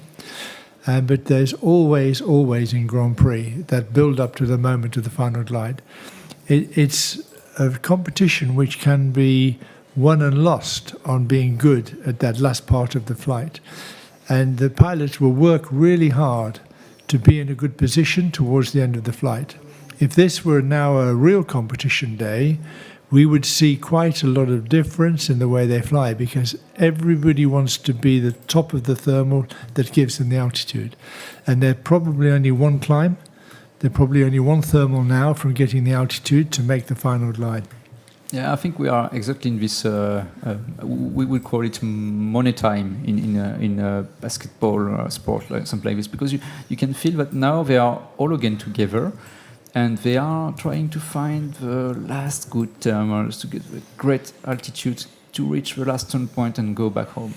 And it seems to be a bit tricky. So it will be interesting to ask them what was going on in this area of Gap Talar, because normally they should go along the slopes on the left of the screen and bounce and bounce and bounce again, and then it just should be easy.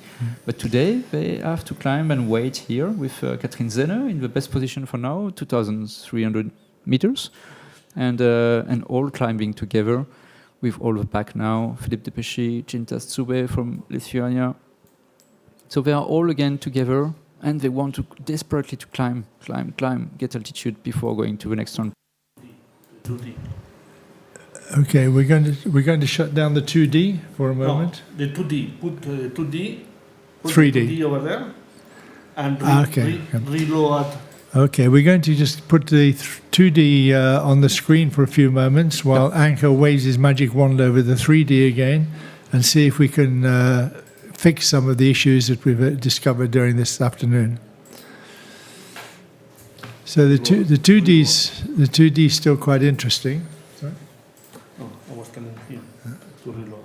Reload.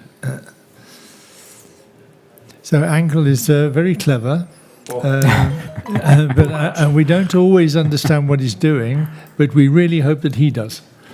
And it seems to be quite marvelous what he can make work. But he's promised us 99.9% data coverage for the competition.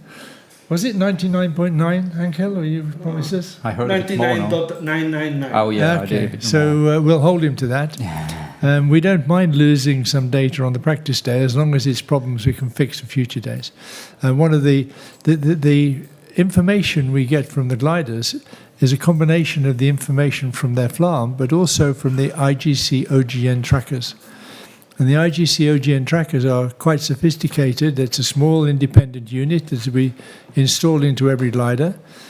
We install an antenna underneath the glider so we get good coverage onto the ground-based receivers.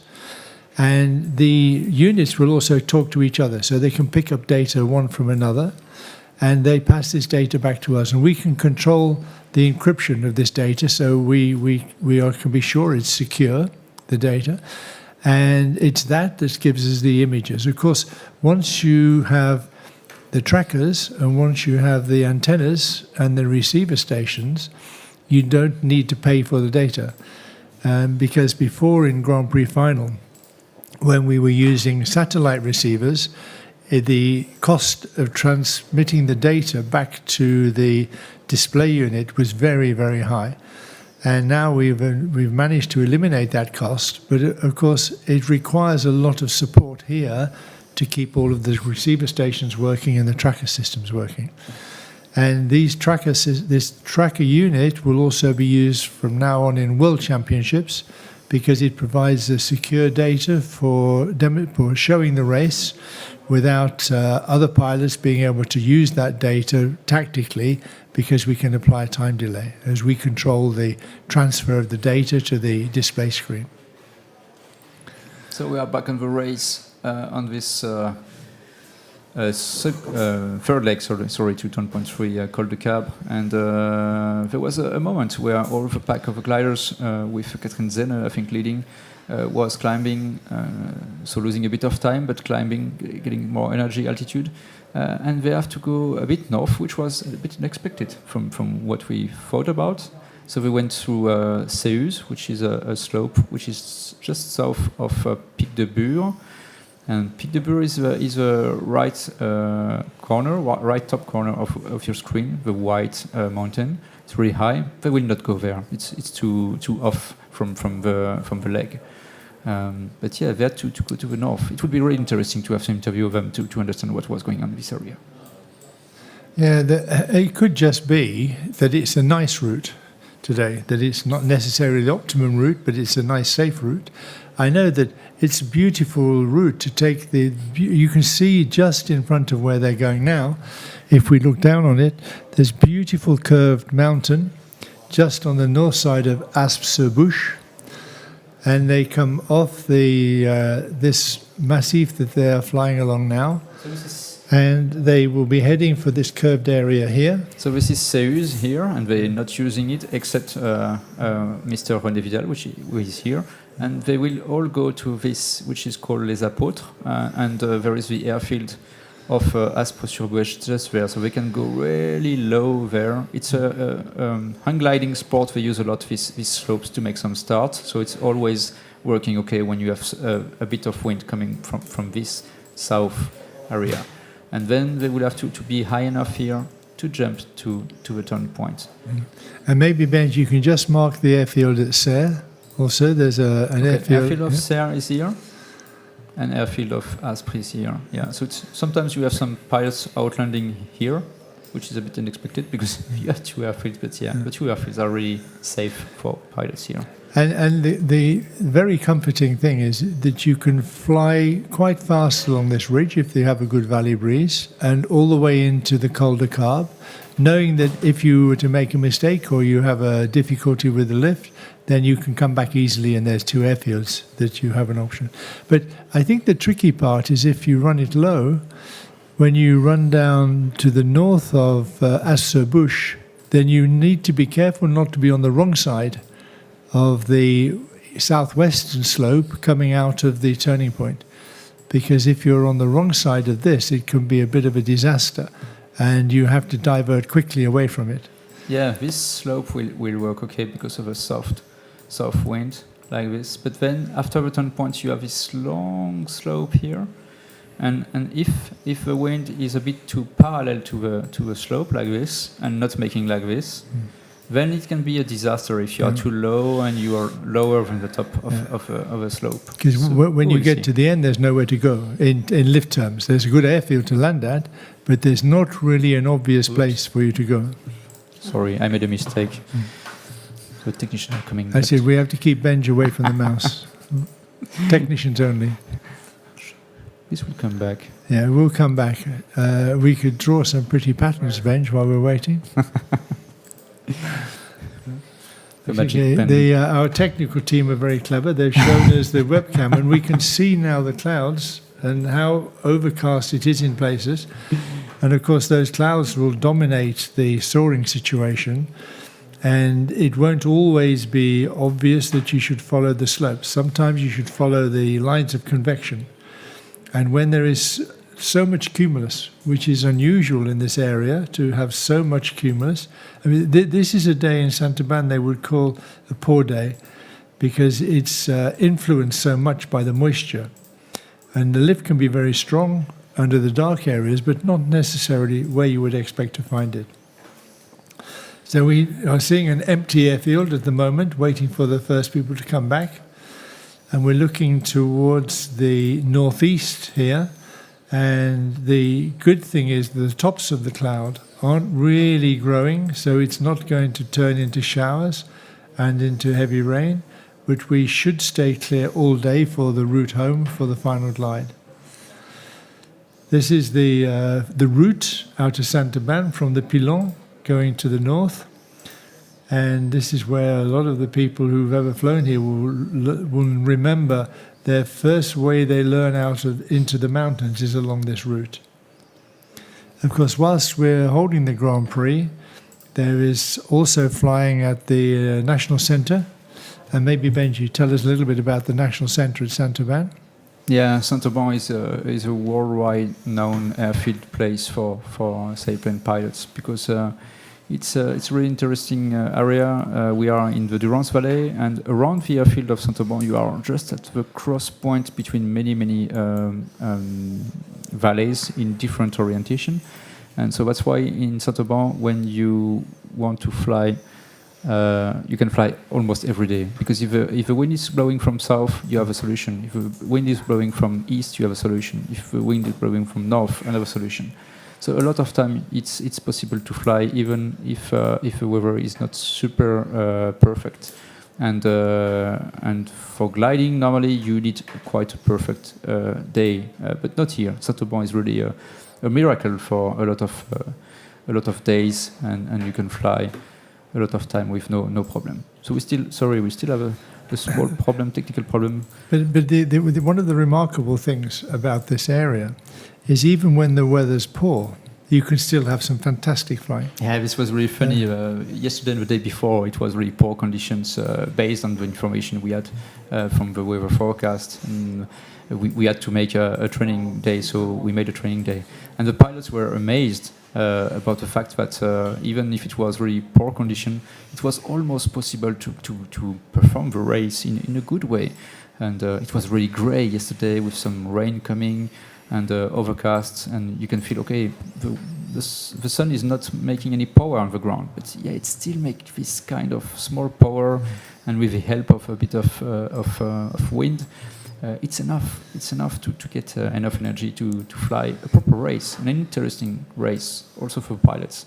And yeah, this is quite unique. And the good point also in this area is about the fact that we have a lot of airfields in a few kilometers. Every 20, 30 kilometers, you have an airfield, so you can fly really safe with no big problems.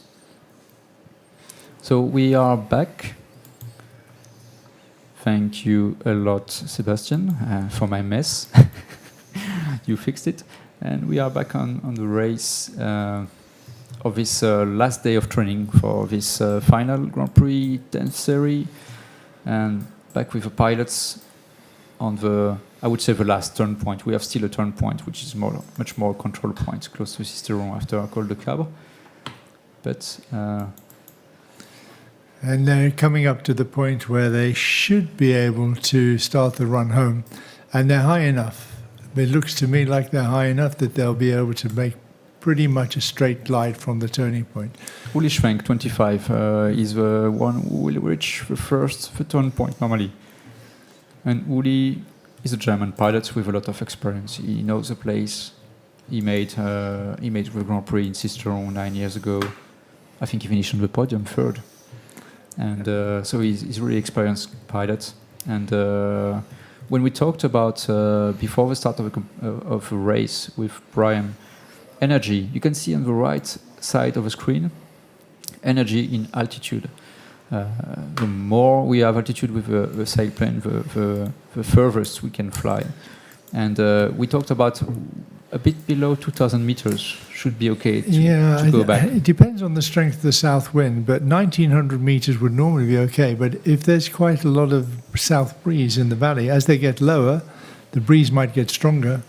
So a cautious pilot might say, well, 2,000 meters is fine, and I want at least 2,000 meters.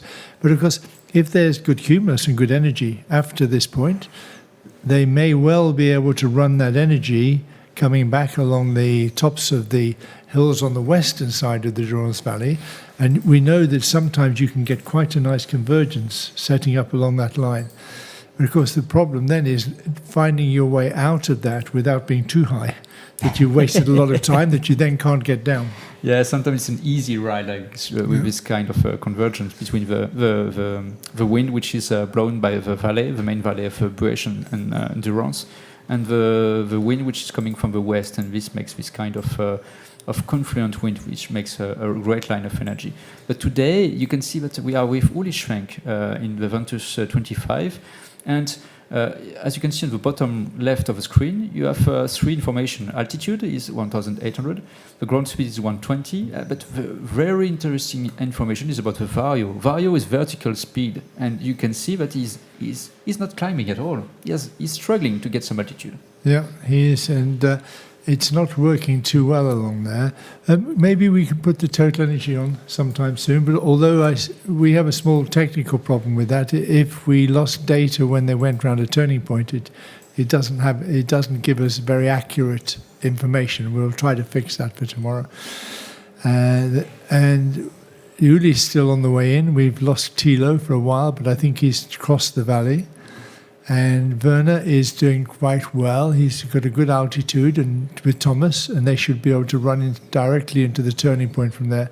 And actually, Uli's not too bad. 1,800 meters, he should be okay. If he can find a route in, he's cruising, not really coming down, so he's doing okay, but he's not flying very fast. But obviously, he was expecting much better. Yeah. And that's one of the points, perhaps, of this. We were talking about a few minutes ago about to be in a good position for the last leg, and he's not in the best position compared to the other guys, which are now higher and coming from the northeast. So perhaps it was a tricky point for the weather in this area. Uli doesn't have enough in the bank. The others look like they've got enough in the bank to make it and go home. Money time. And certainly Thomas looks like he's got enough altitude, and Werner looks like he's probably got the altitude to make it as well. Yeah, turning just above 2,000 meters will be normally, I would say, not a piece of cake, but it should be okay, except if there is another problem with the weather or some rain somewhere. They have to avoid on the last leg going south to Saint-Auban.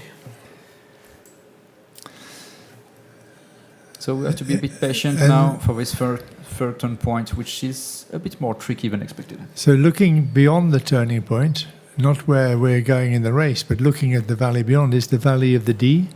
Would you say die in French? D?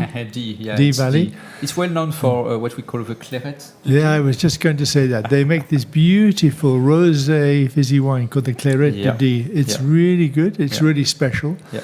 Only from this region.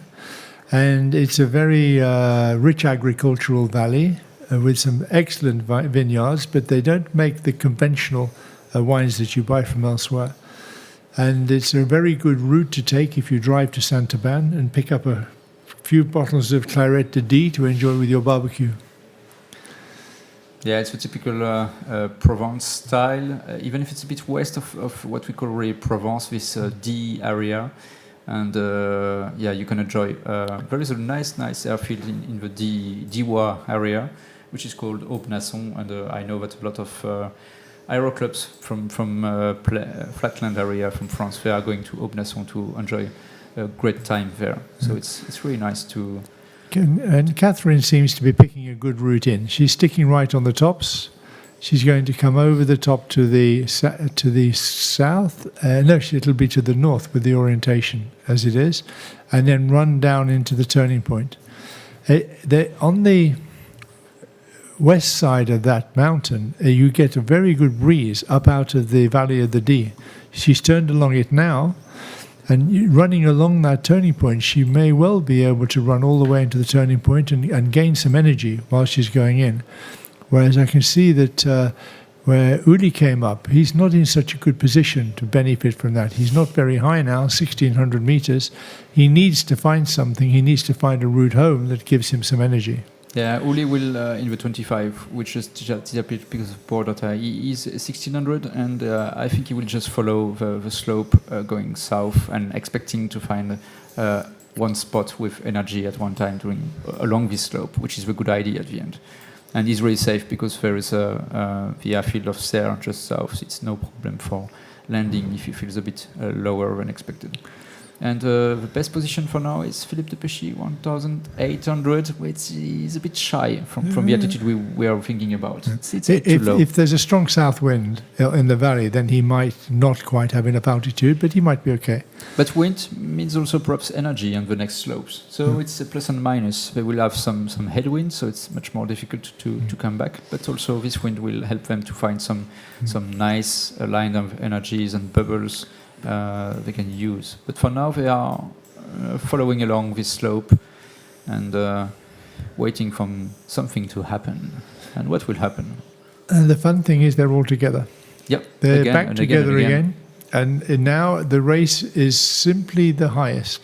Who can get the altitude quickest for the final glide and has the courage to go? Because nobody today will make a marginal final glide. They will make sure they have plenty of energy, but they still want to practice.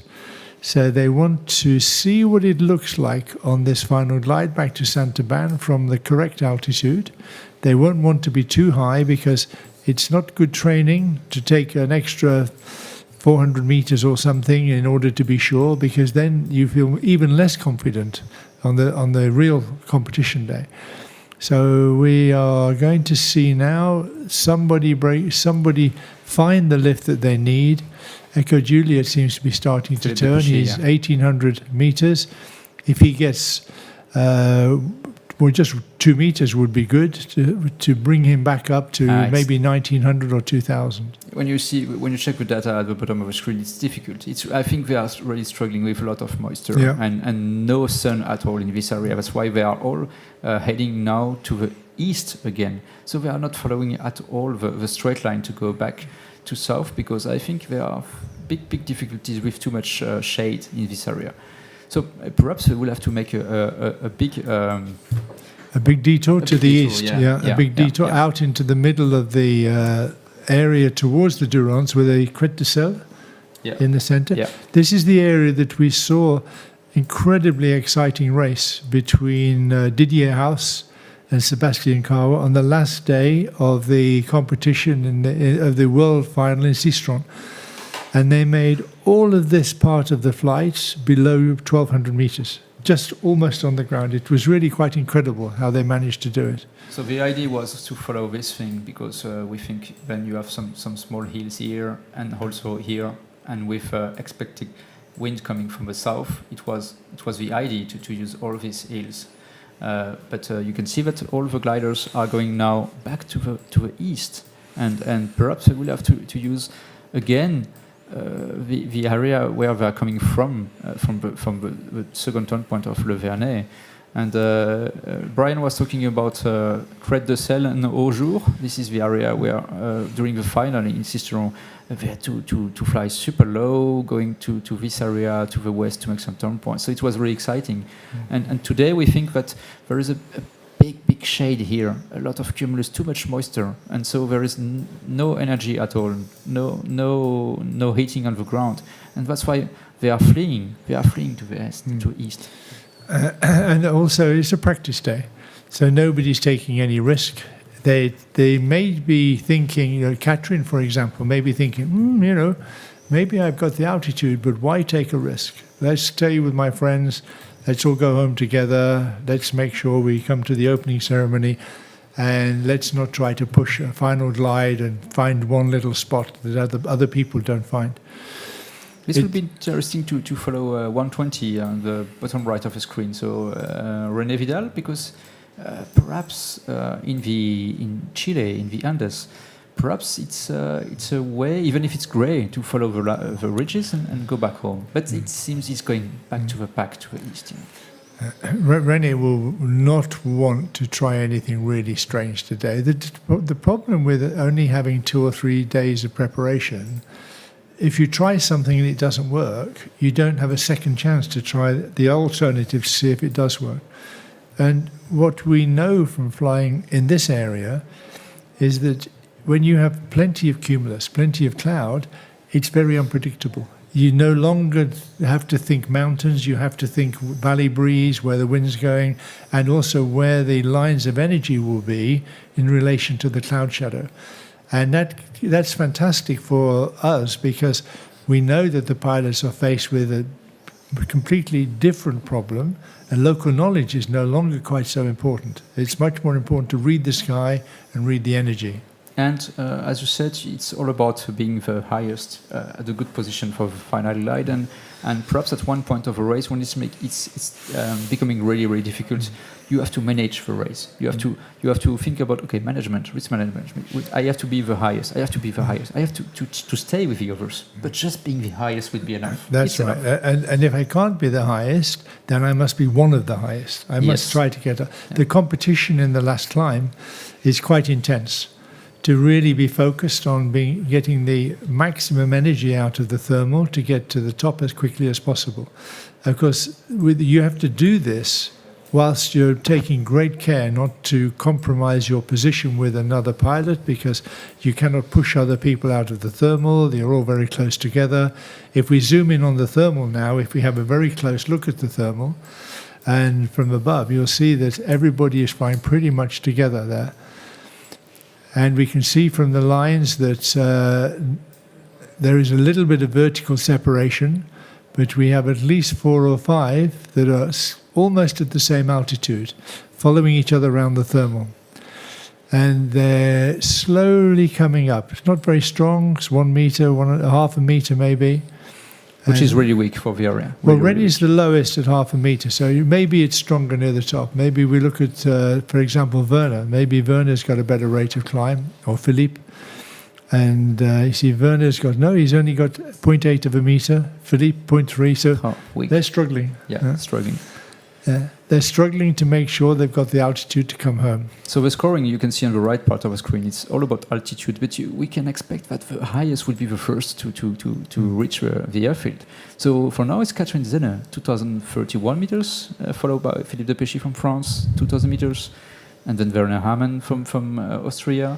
But Jean Tas is here, Thomas Gosner is here, and they are all together. This will be interesting final glide when they reach the comfort altitude, because today they will not try to make it really sharp for the finish. But I would bet that Philippe will be the first home. Why? Well, because he knows the area really well. He'll feel much more comfortable about the final glide. Catherine and Werner have never made a final glide here, and they won't want to leave first. So, okay, it doesn't matter. It's practice day. But if we have a small wager on this, my money is on Philippe coming home first. Again, interesting, because they don't go straight to the final line. They go again to the slope, which is just north of the airfield of Aspres-sur-Bouèche, which is called Les Apôtres. So they want to stay safe today, and which is understanding.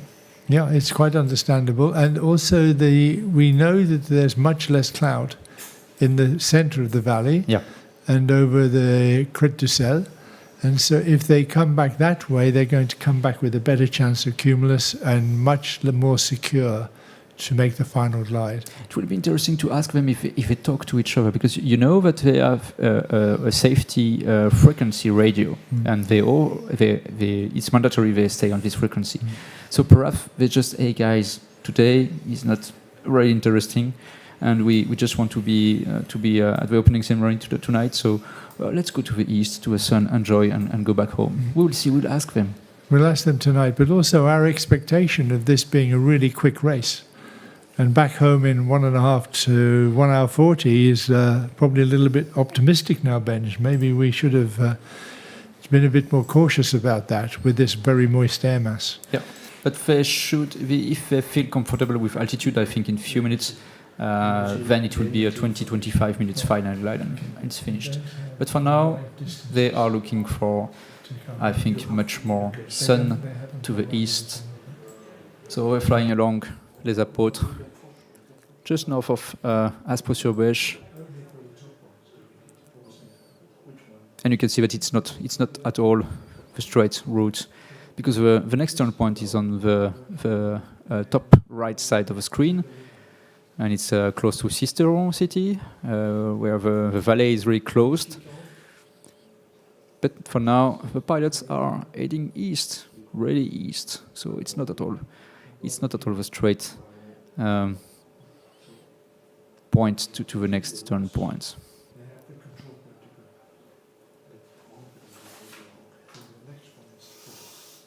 But still interesting, because we have a pack with Philippe de Péchy and Catherine Zenner heading east, and some other which were not with this pack. So 72 is Sylvain Gerbeau, on the right part of the screen. 3 Victor is still Oligaos. And these guys, they are not following the pack because they are in a different dynamic. And Sylvain is quite high, 2,000 meters. Yeah, so Sylvain could be the first home now. We're just going to check that with the data we have for some of them, that we can show you the final glide information. And it will be very interesting for us to see how well that works on this track. Because this is a point of the flight where the amount of energy you have excess becomes really critical.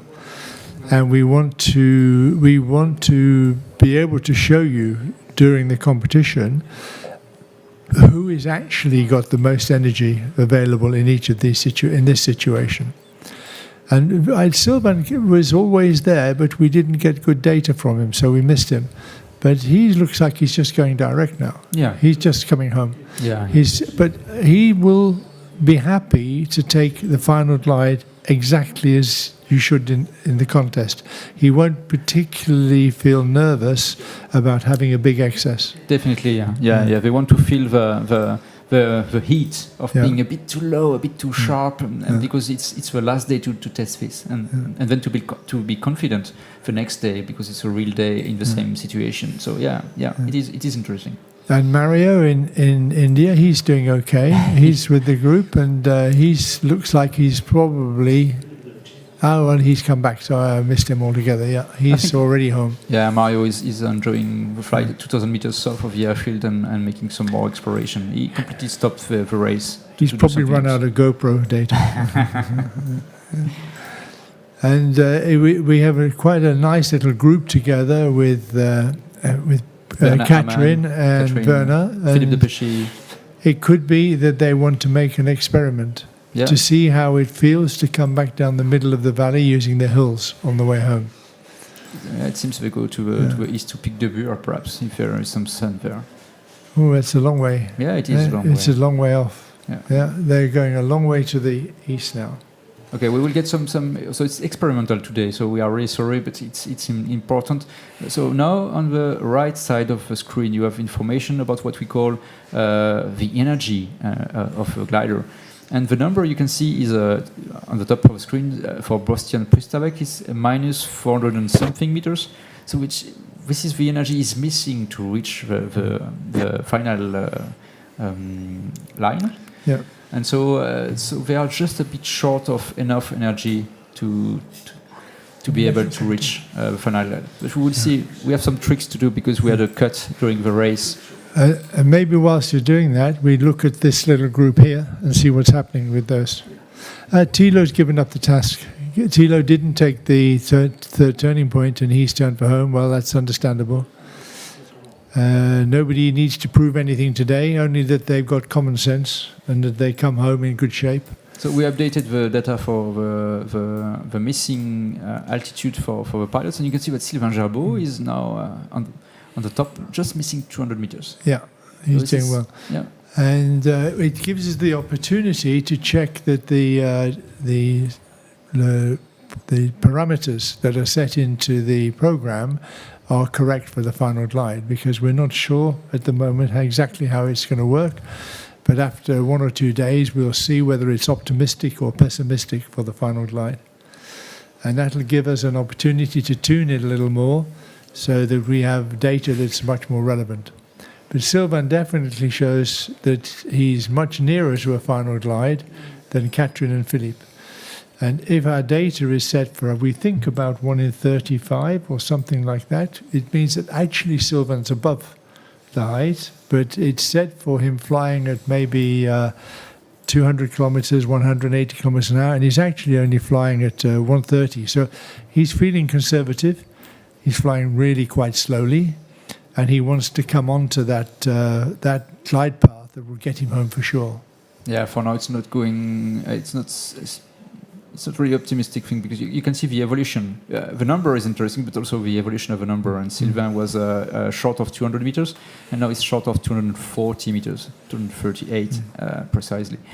And so he's seeking for energy around. And for now, it's a bit difficult. He wants to gather more energy in this glide, this final glide. And yeah, back to 200 meters missing, which is good. And perhaps he will get a nice energy on this slope he's now. And maybe it's possible, Benj, that we can have a look at the view for the final glide. That we have a little video which can show you what the pilots will see in the final glide to come home. Yeah, video team prepared a small footage. We will see in a few seconds, and we will talk about when it comes to the screen. I always enjoy when you have a little group of 4 gliders on the left here, and how comfortable it is for them to fly together along like this. People cannot conceive of how enjoyable it is to fly with your friends and your colleagues and your fellow competitors when you're flying along like this, all wondering what's going to happen next, all hoping for the best, and all knowing that you're actually in this together. Yeah. It's comfortable also because you can see the others in front of you, and it's the future for you. Yeah. So it's really getting along in an easy way when you're following friends like this. And whilst gliding might be an individual sport, it's a sport where you're really competing against the weather and the elements and trying to find the energy. It's still something that you can enjoy with your friends. Yeah, it's cooperative. Like for cycling, you have to cooperate to help each other. When there is wind, the cyclists will help each other at the end. But let's see the final glide.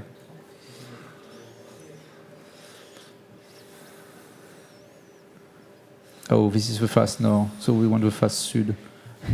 Yeah. This is the other one. Let's go back to 3D, please. Yes, thank you, and prepare the fast sud. Thank you. Yeah, so we will see this small video about the arrival face to the south. Just to give you a bit of a taste of a pilot when he's.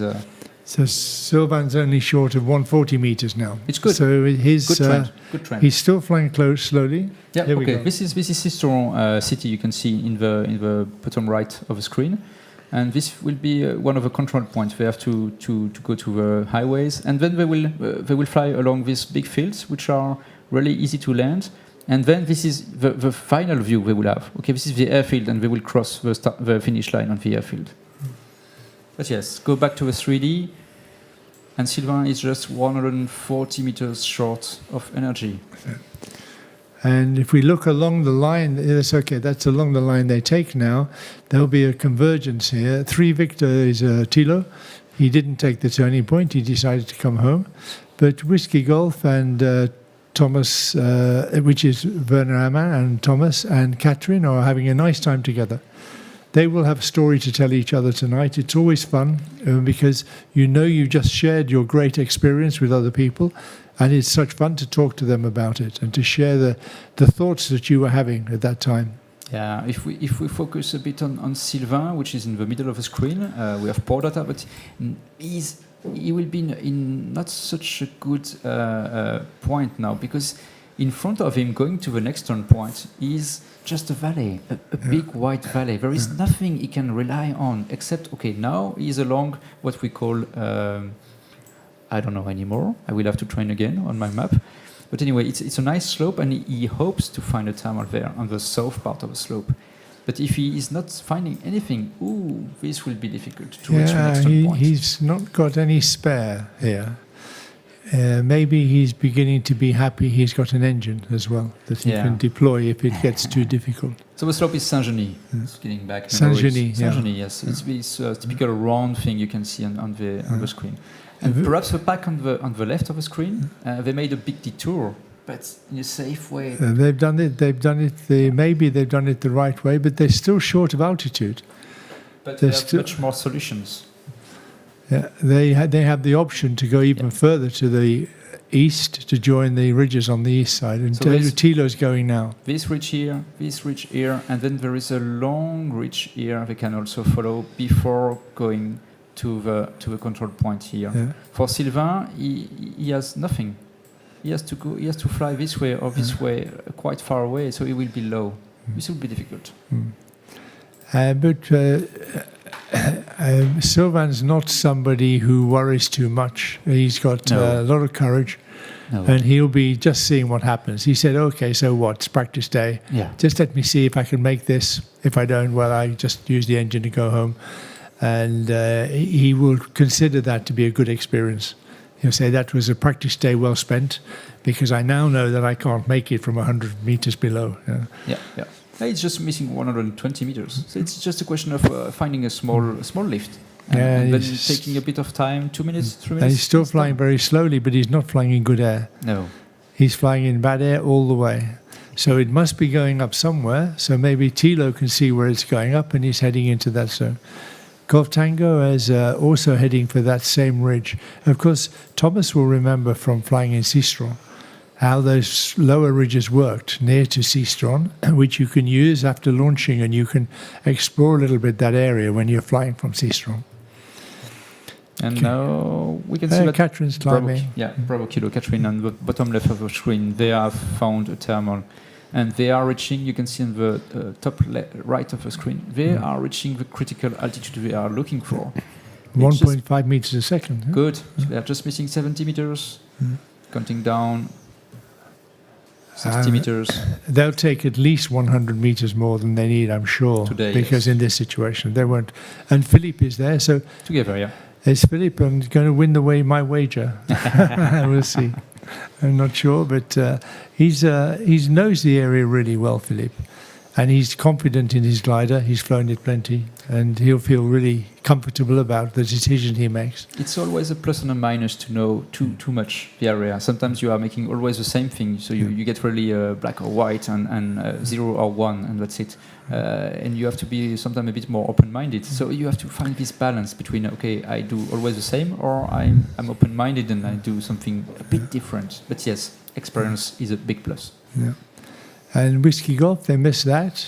Whiskey Golf and Golf Tango, they decided to go on. It looks like they're running for the same ridge that Thilo was on.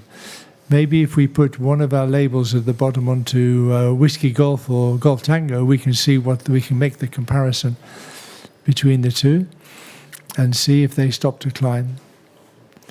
So here's Thomas, and Thomas is, it shows that Thomas is climbing. And Thomas is climbing off the end of the ridge. We look a little bit closer at what they're doing, and we can see that they are quite successful now. There's a group here who found a ridge. Look at that, on the north side of the hill, with the sun in the southwest. You wouldn't believe it, but that's what happens with the cumulus. Too much moisture, for sure. Maybe it's off the top northern end here with the valley breeze. Yeah. But anyway, Golf Tango is climbing okay. Sylvain is still short of 100 meters, so he's heading into Turbo City. It looks like he's going to be using a little bit of his own energy at some stage in the flight. Almost all the gliders, sailplanes we have in the competition have a small extra engine we can raise up, but as soon as they raise up this engine, it's finished for them. They have 0 points for sure. But yeah, it's a safety thing. And again, in this area, we have Sisteron airfield in the middle of a valley in the screen, and it's no problem for them to land. But yes, we are just on these small mountains which are making the pass between the Gap Valley and the Sisteron Valley. Sisteron is top right of the screen, and Gap Valley is bottom left of the screen.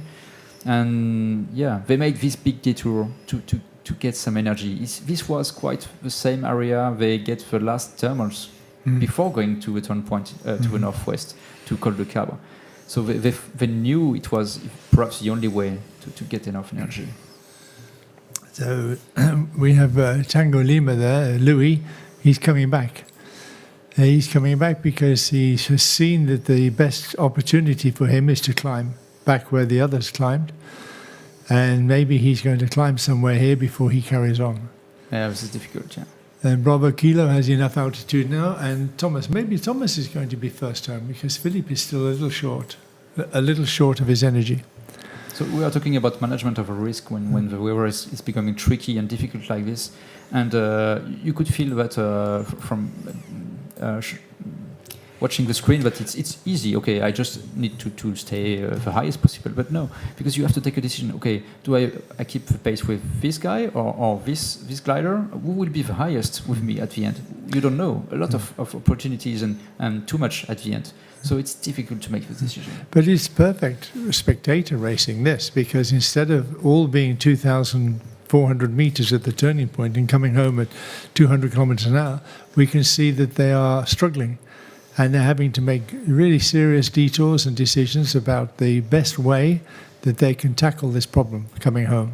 And Catherine Zenner now is starting for Final Glide Bravo Kilo with Echo Juliet, Philippe de Pesci. Yes, exactly.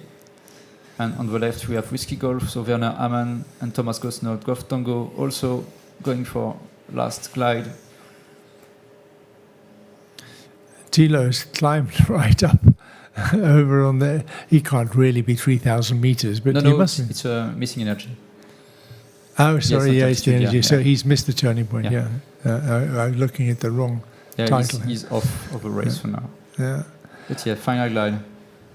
And René is going to try to climb in the same place. He's short of 400 meters. He missed the climb in the middle, so he'll be joining Thilo to try to get the altitude just there.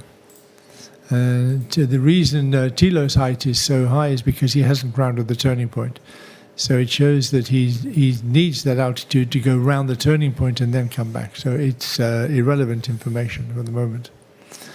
And Uli, where's Uli now? What's he doing? He's showing as being short of altitude. Is he behind or has he turned back? He can't have turned back yet, I don't think. I'm not sure, 25. Oh, there he is. So he's coming down the valley as well. And it looks like Uli ought to be going left to join where the others climbed, but he's not. He's following a route which doesn't seem to have a lot of hope. Same as Sylvain Jabot, which was not really positive at the end. But Sylvain's down to only 90 meters short now. Yeah, a bit short. Will not be enough. And I think it will be difficult to get some sun. It seems to be a lot of shade outside and no more energy. So difficult when you are low. It's still okay when you are on the slopes because there is a bit of wind, but if you are low in the valley, it's difficult, really difficult. So if we come right along behind Werner in IGC, and we can look along the line towards Sylvain and see if we can see much of the separation between them. Even closer would be good. We want to see the sailplanes. I just want to experiment a little bit here. Okay. So, there's the glider images underneath. So none of these are really that high. Werner is 100 meters short. Sylvain's only 90 meters short. Can we zoom in just a little bit more, Sébastien, and see how clear we can see this picture? Into the turning point and more. I want to actually see the gliders close together. Yeah, that's good. So do you know, I wonder if they think, there's a chance we can make it. Because Bosjan isn't a guy to take too much risk. No. And but maybe they just say, okay, so what? I've got an engine today. Can we get the altitude of Delta Zulu? Delta Zulu, yeah. Okay, 1,000 meters. And flying 160 kilometers now is not so high, and he has a long way to go still.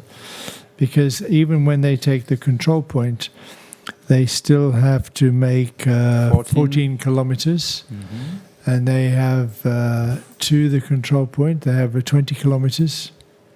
No, it's actually 20 kilometers left altogether. It's actually maybe it's okay. Could be. Maybe we need to recalibrate our goal arrival height setting. So we'll see if Sylvain, perhaps we will try to make it live with a team for the first arrival. So again, sorry, today it's all about experiment for us because we will enrich the 3D view with a real view live. And so we have a camera on the top of the building heading to the north, and so we can see perhaps Sylvain Jabot coming. It's heading the wrong way. So for now, it's heading the wrong way, and you can see the sky is really a bit of rain and too much moisture. That's why today was quite difficult. And it's quite a south wind blowing. It is south wind, which is going to make it more difficult in the glide. Yeah, but they could have a bit of chance if they are to. Yes, this is the north side. Oh yeah, it's raining. Oh yeah, over the massif. So the pilots will come from the a bit from the left of the screen. Don't zoom too much, please. Yeah. But we will calibrate everything today, so it's good to make mistakes, no problem at all. Yeah. And so we can see the conditions they're coming from. A not beautiful cumulus sky. They've done really well to negotiate their way through this. The painter today made a bit too much of grey. Yeah. And we're looking at the goal arrival height still. And Catherine is still over and Werner is over. But of course you have to make some allowance for the rain. The glider's performance degrades quite a lot when it gets wet. Not as much as the older gliders, but it still get a degradation of performance. So you have to take this into account. And you can see that IGC, so Peter Panek is making a no, I don't go, I'm feeling too low. I go back to Sisterhood airfield now. Yeah. He's going back to the left of the screen, so to the north. He cancelled the finish. Yeah. But I suppose it depends a lot on the confidence for using the engine to get back to the airfield if you get too low on the glide. But I'm sure that some of these guys will make it through this rain. They will be fine. They've got the altitude now. Certainly Peter's actual altitude is 800 meters. He's too low. But if we can show Werner, and we look at Werner's altitude, and Werner is in Whiskey Golf, and we look at what his actual altitude is, and then we'll be able to see. So sorry, we check again how we can use this camera for the next day. So we will take a bit of time on this final from the north.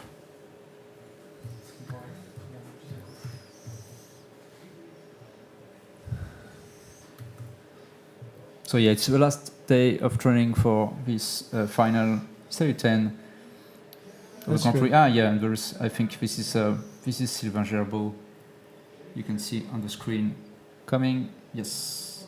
Oh no, it's Aventus. So it's no, not I Sylvain. don't think the delay is such. I think he's still coming.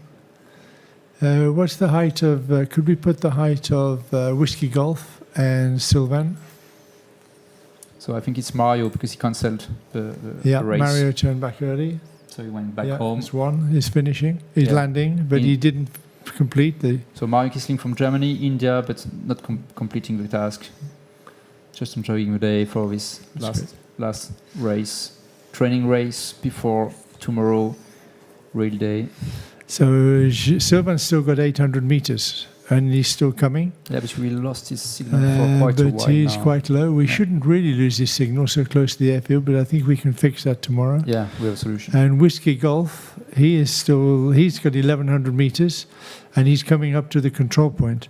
So the control point to home is, or from Seastron to home is 14 kilometers. Oh, there is a turbo out. He's got his jet out. He's getting in now, but I think Sylvain uses jet a bit to go home to make it safe. Yeah, which is very wise on practice day. It's a very good thing to do. Yeah, and very interesting, I think, for him because he knows that it was a bit too tight. He's learned a lot. Yeah, and learning a lot is what practice days are all about. 72, Sylvain Gerbeau from France, but probably using his jet engine or perhaps just raising the engine, ready to make it on. We will have a chat with him, perhaps, after the race. Good job. Mustn't speculate too much, because we could be completely wrong.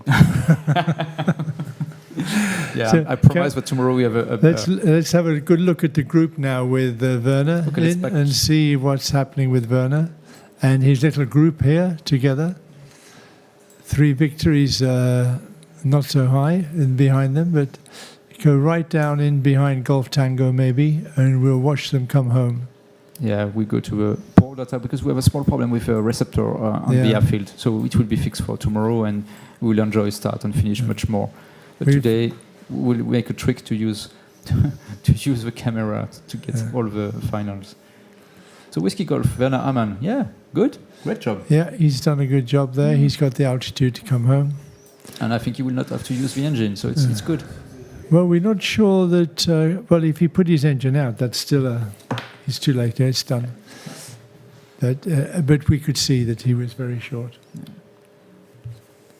So we go back to a real view from the airfield with a camera, heading north. Yeah, and we will see a pack. It will be really interesting because there is a pack. We come really behind those now, coming in together. Yeah. So if we can come behind those now, it seems to have frozen here. No data, but we can go back to a camera. It's coming. So again.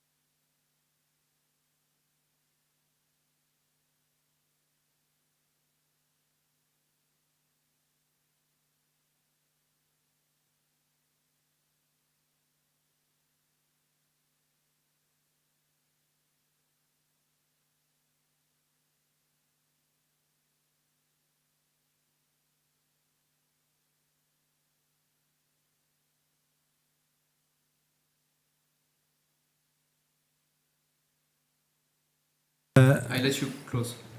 So Ben, it's been a very interesting practice day. We've had our problems to solve, and Angel has just had a eureka moment and found out that there's a lot of difference between lowercase and uppercase. Yeah, I just discovered today. Yeah, and so that's going to be fixed for tomorrow. We have the pilots ready. We're ready. We shall improve the data. Everything's good.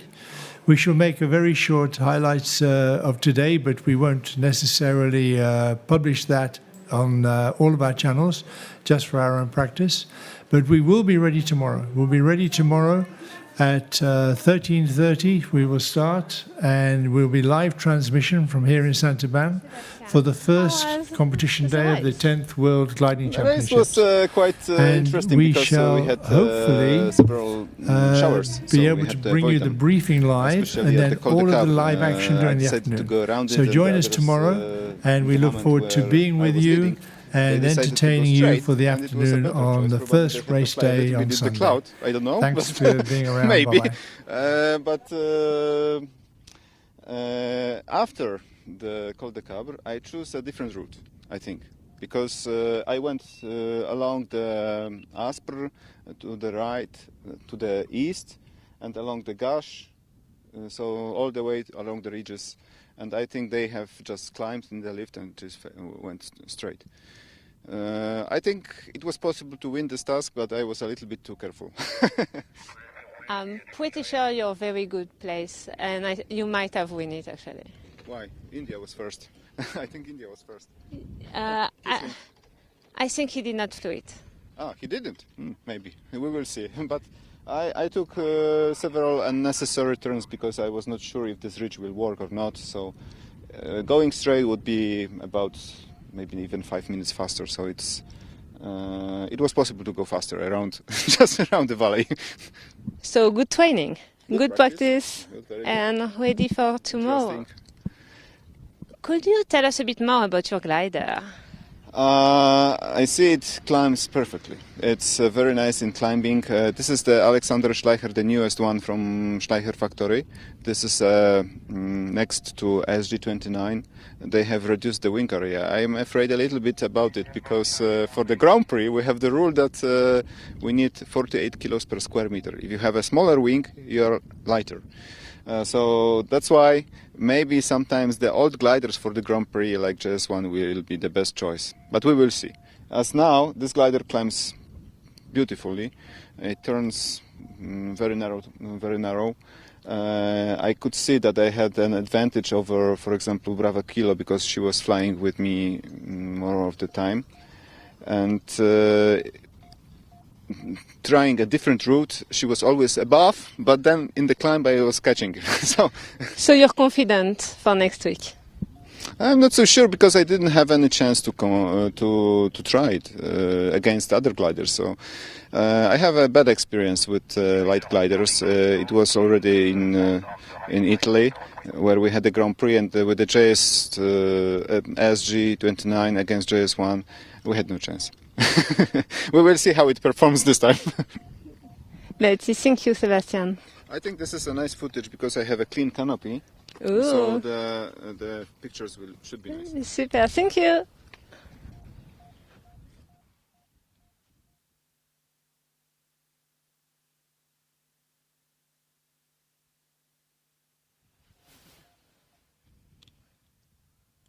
Do you want some?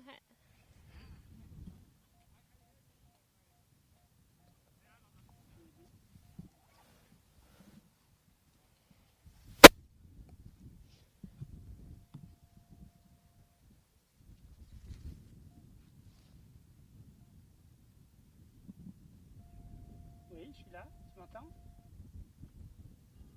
Si. Non, mais je sais pas savoir si je suis exploité ou pas, hein. C'est une question. On va avoir un autre pilote. En général, on en fait On va avoir un c'est autre comme pilote. ça, mais on peut, comme vous voulez. Vous voulez un autre test? Parle de clôture. Tu veux qu'on fasse une autre interview ou pas? Une question pour la régie.